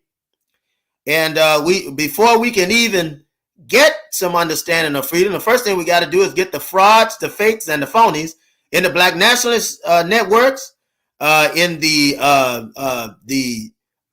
some qualifying appearances of the Nation of Islam, and we have to be strong to call them out. You got Wesley Muhammad, who wrote a book about gender benders. Great book. What is it about? Which one are you talking about? The very first book that he wrote. The black manhood one. I mean, the black manhood one. Yes, I got it. And then he touches on it again in his second writing. But here's the thing with Wesley and Nuri is that they'll never touch the actual problem of what's going on. And I've been in the nation a long time, so I knew these brothers when they first came in. But here's the thing. And under Dr. Khalid, he didn't give us a chance. He didn't give us a chance to believe any foolishness. And that's the reason he was assassinated. I say assassinated because he was. He was assassinated. Poisoned, brothers and sisters, by pretend nationalists such as Malik Zulu Shabazz and Hashim Mzinga. This is not something that I'm saying, but the facts have led there. When a man is lying in his own sputum for 8 to 10 hours and no ambulance or no medical help has been called, when we even had nurses and doctors that were nationalists that we had numbers for. Anytime he traveled, we had the numbers. So This whole idea of freedom. See, we'll never get reparations. I want it because I know they owe us. Each of us should have at least no less than $2 million, which is no money now, which is no money. But we should get at least that. But I said that to say this. We'll never get reparation until we're actually free, until we claim freedom. And we'll have to get guns and get organized militias. You have to get organized real armies. Tulsa, Oklahoma could have been defended had they had an army, had they had infiltrators into the federal government, had they had men to sign up for the army just to learn how they move and come back to explain it to regular communities. When you can't have freedom without wars. You won't do it. You're gonna have to die. You're gonna have to die. And when black men talk about this, they say you're crazy. Like you said, you're gonna have to die. You're gonna have to go to jail. Come on now. That's right. Now let's talk about it, because people, I'm thinking about, brother. You got me pumped up right now. I'm thinking about blood in my eye right now. That's what I'm thinking about. George Jackson. That's what I'm thinking about. And he talked about revolution, and he said, if you really want revolution, then you have to accept everything that comes with revolution. That's right. It may be starvation. It may be imprisonment. It may be murder. You got to accept all. You can't vote your way out of. We're not going to vote our way out of this. We're not going to pray our way out of this. We're going to have to fight. We're going to have to fight our way out of this. You're going to have to. And there are many levels of that fighting. Come on. And that's stuff that we should understand. And I don't want to disrespect your show, because I know you have a certain amount of time and you're trying to get through some things. But I wanted to say that because I think you have an interesting show, and I've always followed what you're doing. I saw something definitely worth coming in and saying something on. But we've lost major revolutionaries that would have stayed in the organization. Malcolm X, for instance, December the 1964, February the 14th, 1965. He was on his way back in the Nation of Islam. If you look at the speech that he gave in Detroit, he says, "I respect Mr. Muhammad." And this is thing they don't show you. No. You have to research and find it, because I owe him for everything that I am. Wow. Elijah Muhammad told him, put out the fires that you started before you come back into the nation, because you had thousands upon thousands of civil rights workers that were on their way into the Nation of Islam. And if you doubt this, just go and research it. You'll even see Dr. King sitting with the Most Honorable Elijah Muhammad, discussing ways where they could work together, literally, religiously, socially, and otherwise. I saw the picture. And nobody ever questions it. Martin Luther King, in 1965, wrote a book, his pain about the death of Minister Malcolm X, and also Where Do We Go From Here was the name of the book, Community or Chaos. Nobody ever talks about the book. The white man won't even let Amazon or Google even push the book. They'll push every other book but that. His last speech was a speech against the government. From 1965 to 1968, you have a man that has awakened to truth. You had a man that was in and out of psychiatric hospitals because he couldn't sleep about the true condition of black people. He said, "I've led my people into a burning house." He sure did. And we don't question it. We won't even question Minister Farrakhan, a man that has boasted and bragged about how he gave the call for the killing of Minister Malcolm X. Yeah, we do. Won't do it. Question Minister Louis Farrakhan. Dr. John Henry Clark called that showbiz liberation. Right. Well, he called that showbiz liberation, and respect and honor to Dr. Khaled Abdul Muhammad. He was a real one. But I don't see this. I don't have a self-defeating attitude, and our goal is to amass, aggregate, and attain power, whether it be political power, economic power, self-sustaining power. It all starts with politics, in my opinion, and that's where it ends. And reparations is a political fight. It's a political struggle, and who better than to accomplish that with our history, other than the freedmen? With our freedom fighting history and our activism and all the other things that we have contributed to this country and this great world. So let me ask you this, we most definitely can and will get reparations. and I will sign you up for it because I know that you said you want your money. Let's be clear. It's not just a check. It's not just a check. It's inclusive of a check. It also includes protected class status, like the Jews. It also includes the recreation of the Freedmen Bureau. It also this time managed by us, right? And all kinds of things. Yeah, exactly, sister. So we will get it, brother. I see you. Well read. Well, you have to. We will get one thing, before you get reparation, like the sister was saying, it has to be managed by us. We're not going to manage it until we put up a fight. You see, the Native Americans will get reparation because they, at one time, fought, had agreements, and had a confederation of armies that would attack the white man. After that, then they had federations of armies who would drag the white man in international court. You see, they fought and shed blood. In many places, they're still doing it today. If you look at 1973, 1974, they had the Battle of Wounded Knee. I mean, the black man. Our ancestors have done that, and so will you. Just allow me to say this, and I want you to go on, because reparations will happen when we fight, when we're willing to shed blood, but they're not going to turn it over to us. They'll never turn it over to us. They'll never do it. And the Freedmen's Bureau wasn't worth the paper it was written on either, because you had Native Americans that had benefited from enslaving us too. They don't even want to talk about that. You had Mexicans that benefited from enslaving us. You had every other. The black man has no friend. But what did that have to do with the freedom? We'll pick up here's what it has to do with. We will pick up everybody else.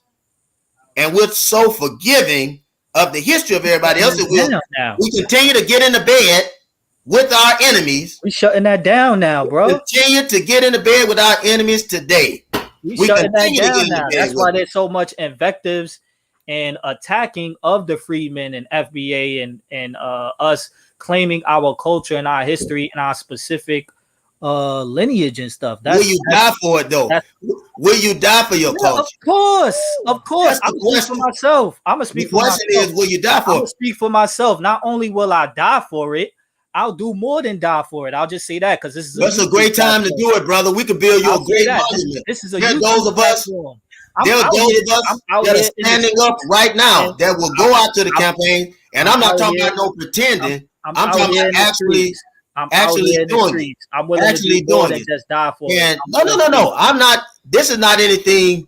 I'm not saying this against you personally. I'm not the only one. My point is that everyone. It may not affect you personally. This question that I'm asking, but I'm saying most of the time when you see people that are talking about reparations of people that are not putting in work, I've seen people, brother. They don't matter. That in the past when we were marching with Web, I'm talking about actually went into the state house when they killed Bird, when they killed him in Texas. And we went to the state house and armed and really ready and had shootouts with police because we knew that we were enslaved and we knew that was the only example that we were going to set that the white man is willing to listen to. And that's a fact. And that's true. Malcolm X did open Martin Luther King eyes. Martin Luther King, that's another thing too. Martin Luther King even woke up because if you look up, all you got to do is type in Martin Luther King arsenal of weapons in Google, and you'll find out that Martin Luther King had weapons, brother, for his individual self. I'm aware. He had weapons. So here's the thing. He realized the very same thing too. That was the alternative. Yes. And we have books of research on this. I worked with Brother Steve Coakley. I did the algorithm and formula for assassination with Dr. Khalid Muhammad's permission with Steve Coakley. You'll see our work also at the Coretta King Center. And this is when we were out on the streets in BDUs with real weapons and loaded. So my point is to have the open hand and the closed fist. Are you in New York City? Because I want to work. We need armies, brother. We need African American Defense League. We need African American Defense League. You know, all around is good, but I want to work. Let's around America, and let's you and I build, and we get this going because we can't get fired up. I'm ready to go. We'll never get to where you want us to get until we share the blood. Look, this white guy, brother. White guy and I want you to look up African American Defense League. I really do. And I want you really want to join, anybody that want to join, you really want to get bloody, anybody that want to join, this is a real organization. It's not Malik Zulu Shabazz running around with empty weapons, announcing it on the media. That's not what's going on. But we're talking about real action. And we'll never get to what you want until we're willing to die. That white guy that walked in Buffalo, New York and shot those people, a black brother should have put a gun in his mouth and blew his head off, brother. Come on. Come on. These guys are still living in prison. We have to have soldiers in prison that will cut these guys' throats out. Yeah. This is where we have to get, and we'll never get there sitting in and having these kind of political forms of black nationalism and revolution. We're the nicest revolutionaries in history. and that's the reason we can't get any freedom. Come on, man. I can't co-sign that. We can't get it. No, we can't get it. I can't co-sign that, but I get what you're saying. Hold on, I gotta interject. Because I've been saying it. I said, you know what I said to him? I said that these devils, and these are my words, I said, these devils are going to keep on coming into our community, killing our men, our women, our children, and our elders until we start making an example out of them. Eye for eye, and we meet destruction with destruction. I said, we're not going to be able to vote. We're not voting our way out of this, and we're not going to pray our way out of this. And I said it. I said, they're going to keep on doing it. And shout out to Micah X. I got his face on my chest. That was the brother in Dallas, Texas. Yes. The police officers. My friend. Come on. My brother, look him up. Look him up, sister. Come on. Look him up. And you'll see the connection. Let's Let's not discount Aaron Salter, the cop who was there, who shot at him, but he didn't have the armor like the mass shooter did. Yeah, it wasn't. Here's the thing, though. He needed Here's the thing. Let's talk about Makai X. That's right. Makai X, an army of one, and that's a code. I'm gonna say that. That's a code. Makai X knew exactly what he was doing. He took that responsibility upon himself. It was not something that wasn't discussed. But the brother, and that's only so much I can say about that, but the brother can understand what a revolutionary is. He understands what revolutionary means. And there are those that are pointed out. Brother, if somebody comes for your family, reparations is not going to end and begin there. Somebody come for your family, you as a man, it's your responsibility, and black women too. Come on. I know some fierce black women. I'm one of them, baby. Fierce black women. It is your job to protect your family. If your man is protecting you and he's gotten wounded, pick up the barrel behind him and blow that devil's head off. Come on. And everybody else in sight. Everybody else in sight. It's time now for us to move. And I'm gonna tell you, when you talk information to me, so I can get about armies, path. you only get so many. You're only gonna get so many. I want to talk about real revolution, real armies, and that's why I say Dr. John R. Clark is so correct, and others that were strong enough. Certainly, Dr. Khalid Muhammad, who was my teacher, who brought me in.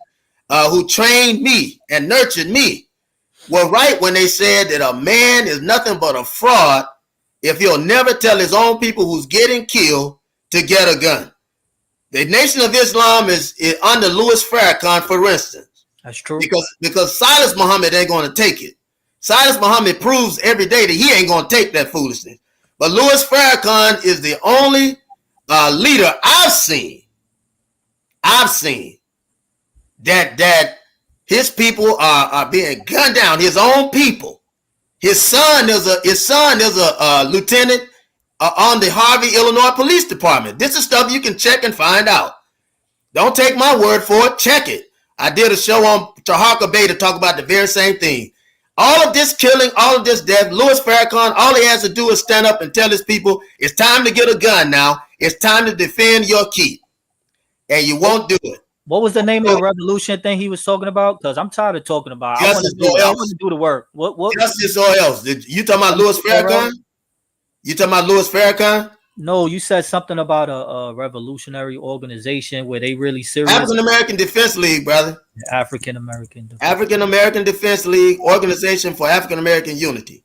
You'll find out in 1986, Malcolm X's Sister Ella Little Collins, turned the charter over to Dr. Khalid Muhammad and myself in Tunica, Mississippi. These are facts. The USA Globe knows it. New York Times knows it. America knows it. And they caused us so much hell and continue the organization. They'll tell you that we surfaced during the Mike Brown campaign in 2014. Nothing could be farther from the truth. We've been available since 1986. We protected elderly civil rights leaders, which was our first duty that Dr. Khalid put us on, to keep them safe.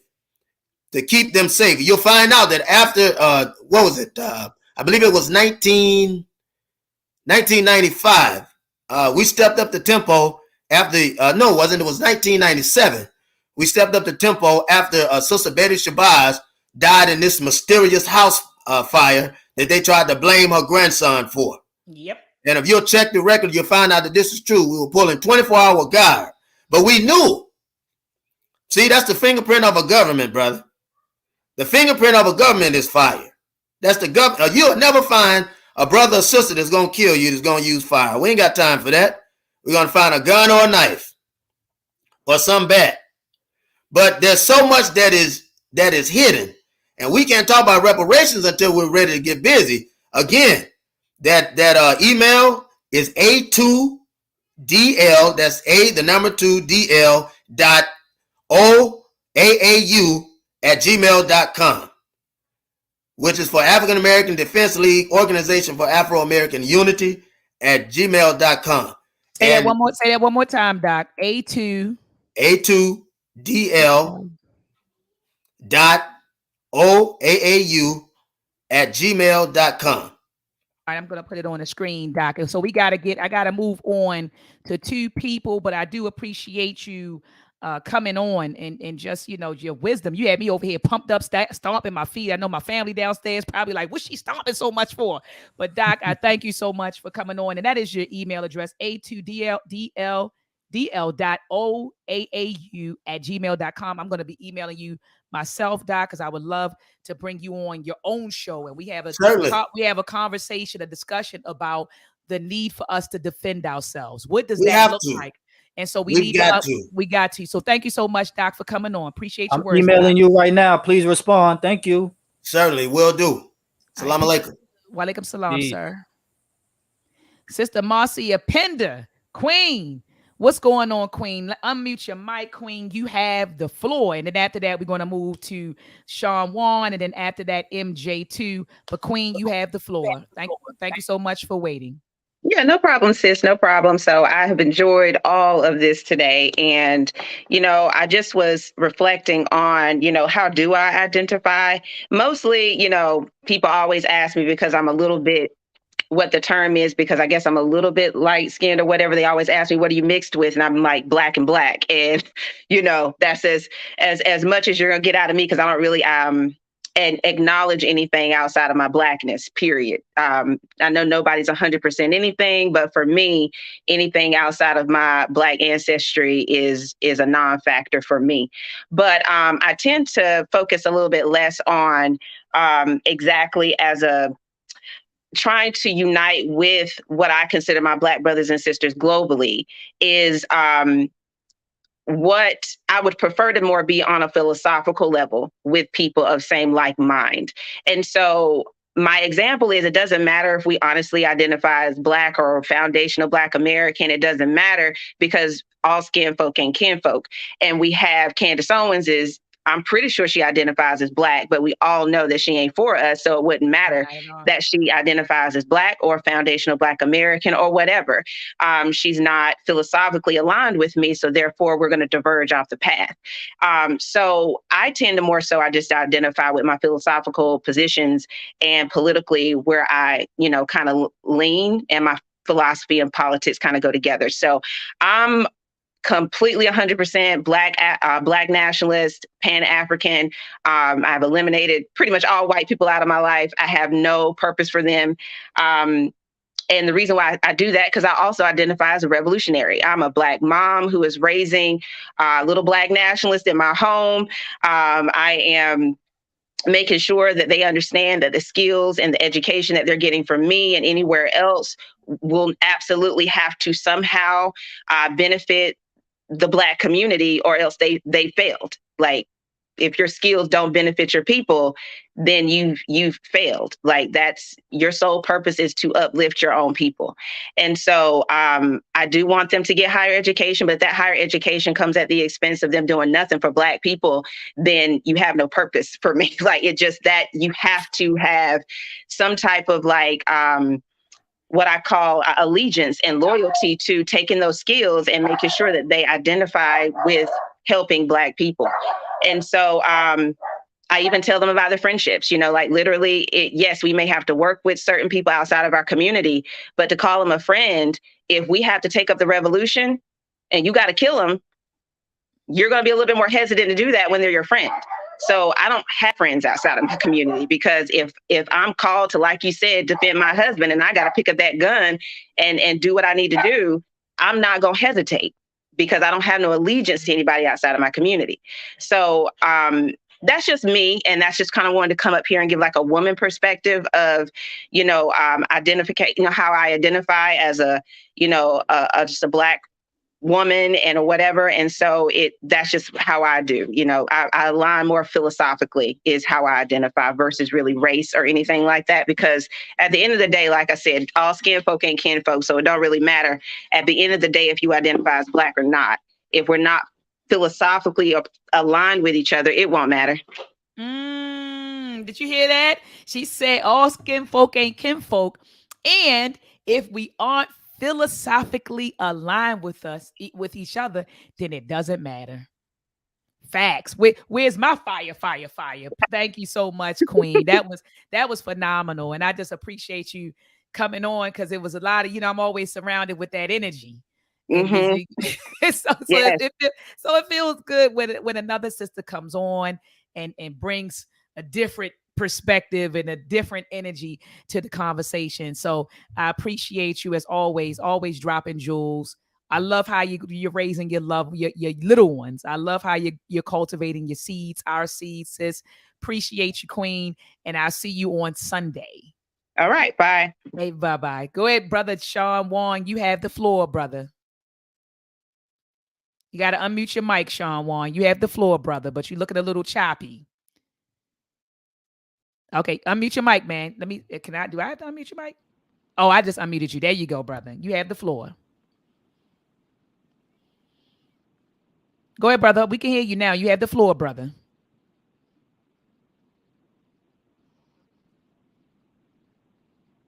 Brother Sean Wong, can you hear me, brother?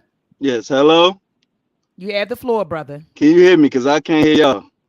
We can hear you, but you got to stop moving your phone, man. I'm getting a little dizzy. I can't hear right at all, bro.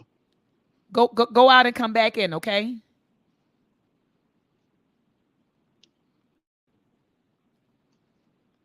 Can you hear me now, brother? You can go out and come back in. All right, so I'll let you. Brother MJ, I don't know. This could be a sister, but MG2. I don't know if you're a sister or a brother, but you have the floor. MJ2, you have the floor.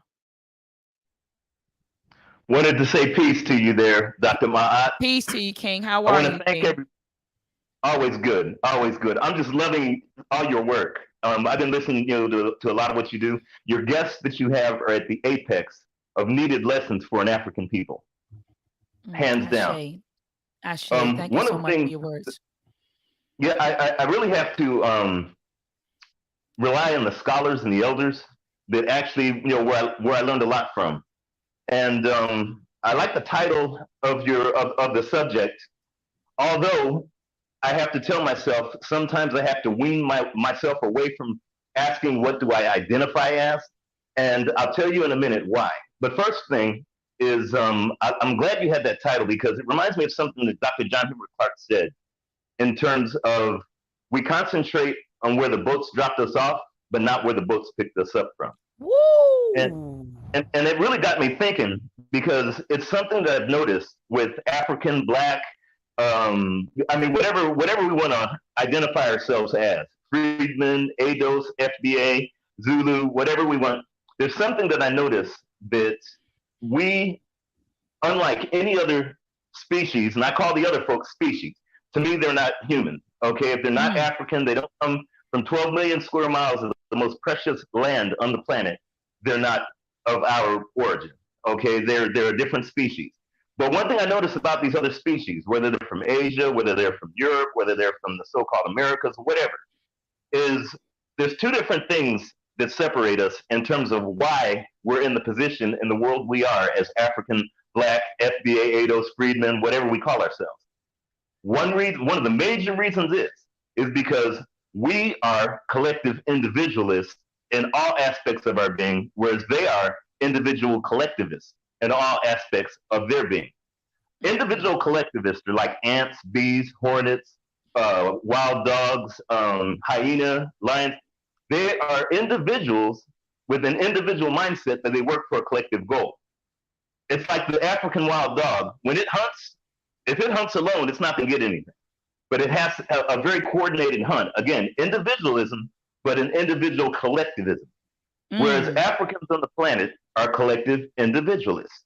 That's how we've lost. And reading Dr. Chancellor Williams' book, The Destruction of the African Race, it's pretty much self-evident that our collective individualism is what put us in the predicament we are, which is why we have this, and again, like I say, I normally don't get into conversations like this because of the importance of other things, but it's why we have conversations like this, because if you don't know your frame of reference or what you identify as, individualism becomes your God, okay? And that individualism emphasizes itself within selective tribes within your own race, selective individualist tribes with individualistic goals, but never being able to fight those who are collective outside your race. And I've noticed this quite a bit, at least for the last 60 years. Now I can't see very well. I've lost most of my vision. So one thing I do see, and I can see it quite well, is I see that when we have the focus and the priorities in these type of conversations, I look and say to myself, what is our position in the world as controlling our collective destiny as Africans or the people that originated from 12 million square miles of the most precious land on earth? They call it Africa. I say, what is our position? Do we control our destiny as a species, as a people, as an entity, as a God? And then I have to ask myself, do others control our destiny? When I say that, I look at all the things that Africans in our position, we rely on everyone else for every aspect of the things for our survival. It doesn't matter. Even if it's one thing, we're relying on someone else, whether it's security, whether it's water, whether it's food, whether it's so-called media. I mean, look at the products we're using to communicate with ourselves right now and the data. That is not owned by African people. We did not create these computers. We did not create the satellites to go ahead and let us as beautiful African people talk to each other. So someone else is controlling that. Someone else is profiting on that. Our water system all across the world. Any water system, whether you can't protect it, someone else has got control of it. Security. I look at Africans, whether you're in Tanzania or Texas, whether you're FBA in Texas or African in Tanzania, whether you're from Kenya or Kentucky. When I look at the weapons and the things to secure our destiny, to make sure that we're protected, even if you're in Buffalo or over there in Charleston in North Carolina, I ask myself, who made those weapons? Were those weapons made by African people with African resource, African intellect, and are we reaping the profits and the benefits from selling and manufacturing those weapons for each other? And then I look on the African continent. Every weapon of war was developed by another race, and all the guns, missiles, bombs, or whatever are pointing within the African continent and not outside to Europe, Asia, or anywhere else. So that, in other words, like I said, I don't normally get involved in a lot of these conversations because I know who I am. Okay, I know where those boats picked my ancestors up back in the 16 and 1500s, where when they picked up my father's family in the 1500s and my mom's family in the so-called 1600s of the European calendar year. So the thing is I know who I am. I know who my enemies and my competitors are. So therefore, I know what collective I have to work for. And the reason I say that is when I start looking at like the weapons of war, and that's just security. Like I said, all aspects of our survival are controlled and owned by someone else, whether it's media, Facts. education, Facts. international trade, finance, technology, agriculture and health. I think I said security. All things that, there's 8 tenets of things that all nation states or all species on this planet, whether you're a virus, whether you're a tornado, or whether you're an elephant, they have those things that they have. When I say finance, that goes in what they can gather for themselves to go ahead, whether it's a giraffe eating leaves off a tree, it has to have a supply of something that it can go ahead and consume. That's part of your agriculture, your health. When I say security, it's no different than a wildebeest trying to run from a lion. It's trying to secure its destiny so it can last another day. So every other living species on this planet has 8 things that they rely on, even technology. The thing is they're in control of that. We as an African people aren't. We might have individualism and other folks saying, well, I control this, well, I do that. That's okay. I can only speak from what I see, and I say theoretically see because I lost my vision. So I can only speak from what I've seen for the last 6 decades. One thing that I have to say is whether individuals consider themselves Pan-African or whatever, or indigenous or whatever moniker that we go ahead and subscribe to, I ask myself why. Well, of course, on the continent, if you know what just happened in Nigeria, where a lot of folks got killed in a church, well, that was not a religious or a so-called spiritual, a spirit or a religion that has nothing to do with Africa. And that was literally something that, again, that right there, they're ready to be individualistic or collective individualists killing themselves over something that has nothing to do with them. But then I could say, why do we have these conversations, whether what happened in Nigeria last week or what's happening on the United States? The sister brought up Candace Owens. And again, others that are whose corruption is complete like her. The thing is, I had to ask myself, it doesn't matter why we have these conversations, because the fact that we have these conversations is already an example to how we self-marginalize ourselves and let others be in more control of our destiny. The conversations that are more than likely, and again, this is my opinion, that are more likely productive for us are not what do we identify ourselves as, but what do we identify our competitors as, and how do we destroy them and knock them off this planet? In other words, a lot of, like for instance, the ADOSs and the others that I've heard a lot of them talk about reparations, and a lot of folks, I don't make a lot of friends because I say we don't deserve reparations, but we're owed reparations. When I say we don't deserve, and I coined this conversation over 20 years ago on a lot of the when the internet first came out and there were a lot of forums. We are owed the breath that comes out of the mouths of any other so-called race on this planet. They owe us their lives, but we don't deserve reparations. Why don't we deserve it? Here's why we don't deserve it. I always ask, are you ready to die? Like the previous brother, the doctor, and I said this 20 years ago. I said, are you ready to die for that reparations? And a lot of folks say, I died. I said, okay, good. But the main question they ask, are you ready to kill for those reparations?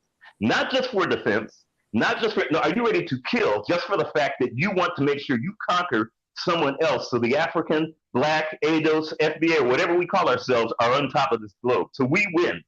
And a lot of us are afraid to even go ahead and say, yeah, I'm ready to kill. Shoot, not just ready. How would we say that on a YouTube platform? I say it everywhere I go. I say it in a bus, YouTube, it doesn't matter. The reason I say that is because I have no constraints over someone else who has no constraints over me. The Buffalo shooter did not say, I can't say this on Twitch where he used. He went, did what he did, and he killed. Dylan Roof did not have that question. He went and did what he did because he's ready to conquer for his race and his folks, which is that's their prerogative. My prerogative is to do that for you. My prerogative is to do that for us, to make sure that we win in all aspects: security, finance, international trade, agriculture. According to that logic, Dylan. Can I finish? Well, I just want to jump in because you said a lot. my train of thought, and then you can refute. My train of thought. But I just wanted to finish exactly before I go and derail myself. One of the things and the reason I say that is because if you are ready to kill like a lion, like a mosquito, or anything else to make sure that your destiny is complete, then your destiny is pretty much complete. And the reason I say that is Dr. John Henrik Clarke said something very well. And again, I love listening to scholars. It reminds me of Dr. Bobby E. Wright. Dr. Bobby E. Wright said, and I think it was in Menticide, or it might, I know that Psychopathic Personalities and Other Essays, I think he might have rephrased it. He said, blood debts can only be paid in blood. And that is something, it's not necessarily something a bad thing. It's just something that, hey, that's the way life is. In order for a plant, like when there's weeds, other plants have to go and try to survive against those weeds. So there's other things that will kill those weeds so that way other plants could survive. So it's not a bad or good thing. It's just the way life is. The thing that I have to say is Dr. John Henrik Clarke, and I'll end with this, it said something quite well. The only way this stuff is going to stop happening to us as an African, Black, FBA, Freedmen, ADOS, Nation of Islam, whatever we want to call ourselves in our collective individualism, the only way this stuff is going to stop is when whoever does this to us, nobody knows who did it, nobody knows how they did it, but they damn sure know why. On that, brother, you can go ahead and refute what I say. Yeah, I just wanted to add in or interject and say, according to your logic, I guess Peter, what's his name, Peyton and Dylan Roof, they deserve to maintain white supremacy because they were willing to do what they did. I never said the word maintain, and I never even used in the conversation. You said deserve. You said deserve. So, no, you said we don't deserve reparations because we're not willing to. I don't want to talk about, killing and all this stuff out of respect for Dr. Maat, and this is YouTube. So I think intelligently and intellectually is best we say whatever we're going to say or whatever, but just not broadcast. We don't have to broadcast our strategies on a public forum such as YouTube. We can talk about what we do and what we're not going to do in private. But what I'm asking you, because this is what you said, that we don't deserve reparations because we're not willing to go that extra limit, I'll say, in comparison to someone like Dylan Roof and Peyton Gainsby, whatever the hell his name is, the mass shooters. Is that what you're saying? I'm saying, again, don't put words in my mouth, but that's okay. That's your opinion. What I'm saying is the question. I'm going ahead and answering this. Until you're ready to do, like Malcolm X said, all means necessary, but I'm going to revise it, every means necessary, and that includes liquidating your enemy, then chances are your enemy will come back like a roach to liquidate you. Anyone that's ever, and I lived in Philly, and I've been around roaches. I don't sit there and try to pontificate because even out of fear because somebody else might have reprisals. What that roach may do, I get rid of it. And I go ahead and try to get rid of every one of them, and I want to make sure that they will never, ever come back again. It's no different than when you saw the Saudis, or whatever they call themselves, the so-called Arabs or whatever, knock down some towers, or at least the narrative says that. I wasn't there, so I don't know. They knocked down some towers, and United Snakes went to war. Not just United Snakes, but the whole Anglo-Neanderthal environment went to war. Okay? Last year and this year, they're sitting down with the same roaches that they considered roaches, now trying to figure out their economy because oil prices are too high.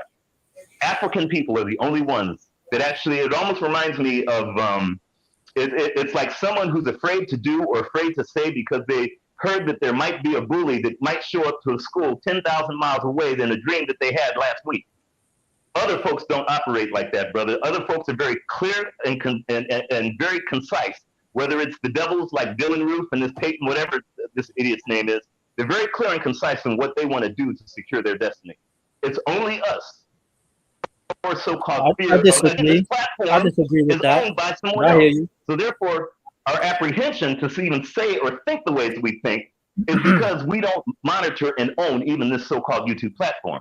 So you only gave evidence in terms of what I'm talking about. Until we as an African people are very 100% like a 360 record deal, a 100% saying we're going to use all, any, and every means possible to make sure that we vanquish and eliminate our competition, our enemy, our foe, our competitor, then chances are not only will you not deserve reparations, but you'll also deserve more roaches until you get rid of them all. Hopefully that answers your question. It answers my question, and I say we still do deserve reparations, and whether how we get it is how I say we eliminate the competitors or whatever is irrelevant.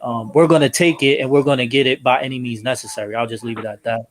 Okay. All right, but brother MG2, thank you so much, brother, for coming on and just, your wisdom, your time, man, your knowledge. Appreciate you, brother. Thank you so much for your beautiful words. Also, your support of this channel. And so please feel free, brother, to come on in again and chime in on other topics, brother. Peace and love to Thank you, you. guys. I love you both.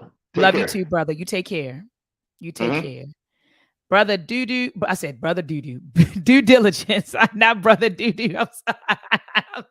Brother due diligence. I not brother doo doo. It's brother due diligence. So brother due diligence. We're gonna get ready to get up out of here. But I know that there was something else that you wanted to say.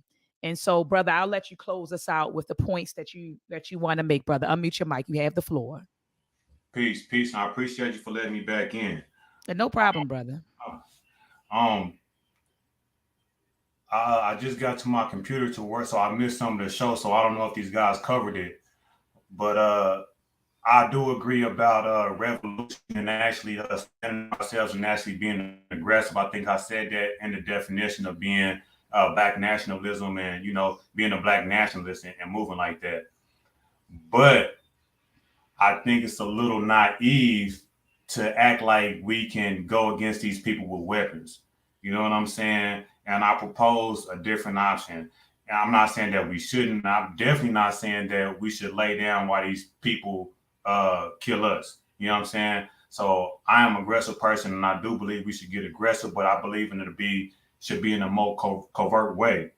Like I believe that we should be an economic power. We should be, they call commerce, they call corporations the fourth branch of government. And I believe that we should be an economic power, and that way we can move people in different ways. Because if you get billions and billions of dollars, you can get people to do what you want them to do in different ways. And we can also fund an army, a real army, if that's what we choose to do.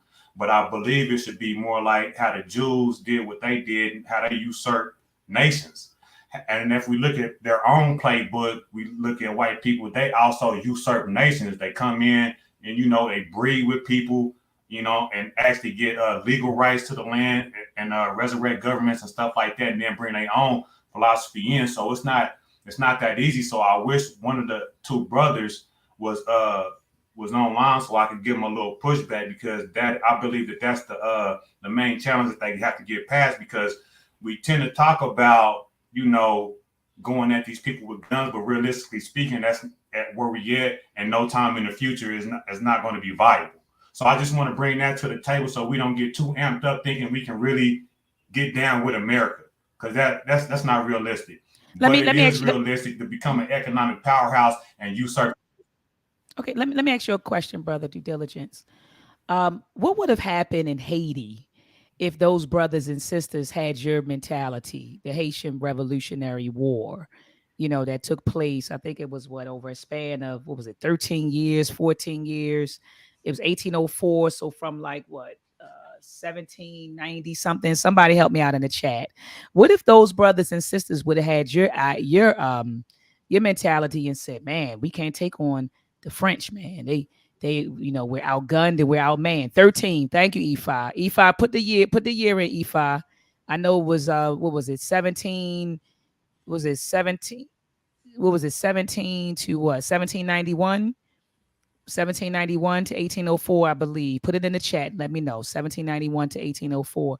But what if those brothers? See, yep, Marcy Independence. He said August the 22nd, 1791, and it ended January the 1st, 1804, right? So what if those brothers and sisters had the same mentality that you had, that said, wait a minute, these British and French, they have was it the British and the French, or the French and the Spanish? I'm up here losing it right now because my mind is like, but yeah. I don't know. I think it was the British and the French, or it may have been the French and the Spanish. But you all got to tell me in the chat. But my question to you, brother, is this: what if Dessalines and some of those warriors, Bookman and all of them, say, I don't think we'll be able to go up against these armies. They have boats, they have guns, they have thousands of men.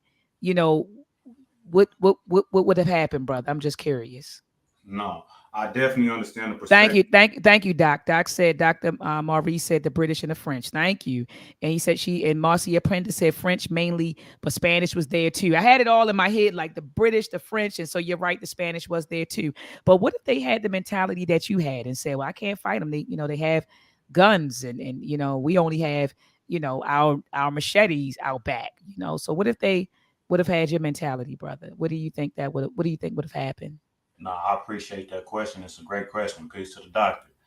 But I say that at that time, it was a different time, and I wouldn't have had that same mentality if I was those guys. So I wouldn't say that to them. But in this present time, we dealing with a different beast. And we also not dealing with the French, we dealing with America.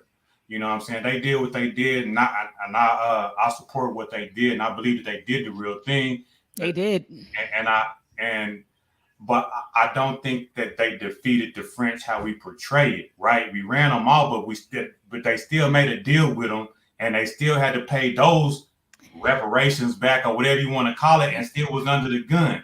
You know what I'm saying? So did they really win?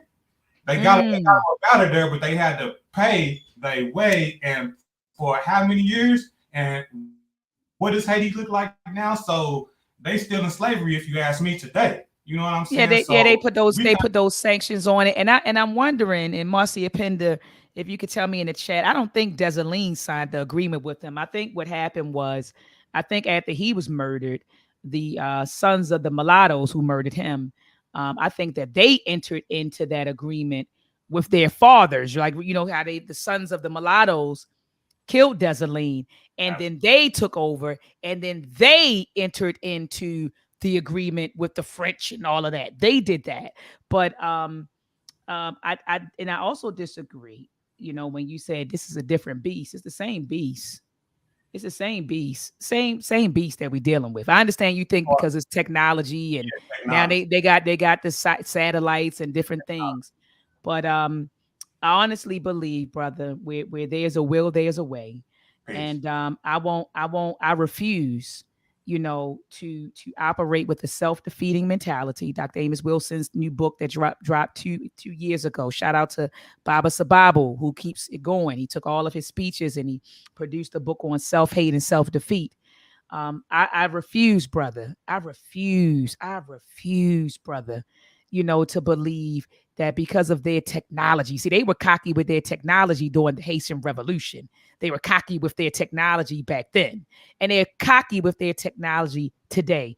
But I do, brother, believe with all of my heart that we will win. I think it's going to be a fight, but I have no doubts in my heart that we will win, and I will not operate with a self-defeated mentality and think that they're greater than us because they have a satellite, or they're greater than me because they have bombs, or they're greater than me. No, son. I don't mean to call you son. I'm sorry, due diligence.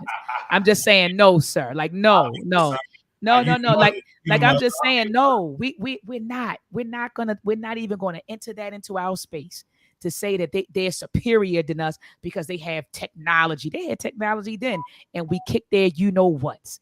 And I believe wholeheartedly that we can do it again. I know, brother, they convinced us some things.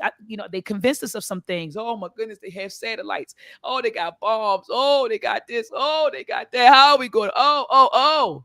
But where there's a will, there's a way. And that's what I believe. And you can believe what you want to believe. You are entitled to believe what you want to believe. But I'm just telling you that when that concept of Imani, having faith in our ancestors and what they taught us, and our teachers and our warriors, I have faith in them. And I know that we will win. And I refuse to accept. And I know that it gets rough because sometimes I call my family due diligence. And I'll be like, man, we up against a beast, man.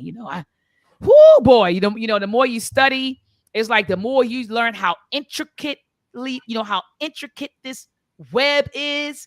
And so some days you do feel like, man, we up against a daggone behemoth, man, a daggone machine. But at the end of the day, not getting biblical, but I'm thinking about David in the Bible who defeated the daggone, what was it? Tell me in the chat, family. Remember, it was David in the Bible who defeated Goliath, Remember, that was the big animal, and didn't he hit him with a rock or something like that? And so people saw this beast and said, "Oh, he's going to lose. He's going to lose." But David won. David went against Goliath.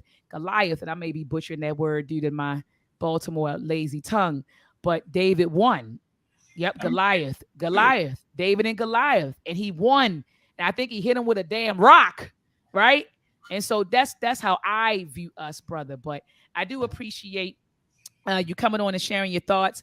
I already just shared mine. So, brother Prime Freedman, I'm going to give you the floor, brother, for the closing words. We've been on for about 2 hours. So we're going to go ahead and close out, brother Freedman, with your thoughts, brother. You have the floor. This was a great discussion. If we believe in what Malcolm X says, by any means necessary, that would include the politics, that would include the revolution, that would include the fighting, that would include the neutralizing of the enemy, and everything that's on the table by way of how Haiti got it, and by way of how our freedmen ancestors done it. Yeah, even with Tariq's new movie, American Maroon.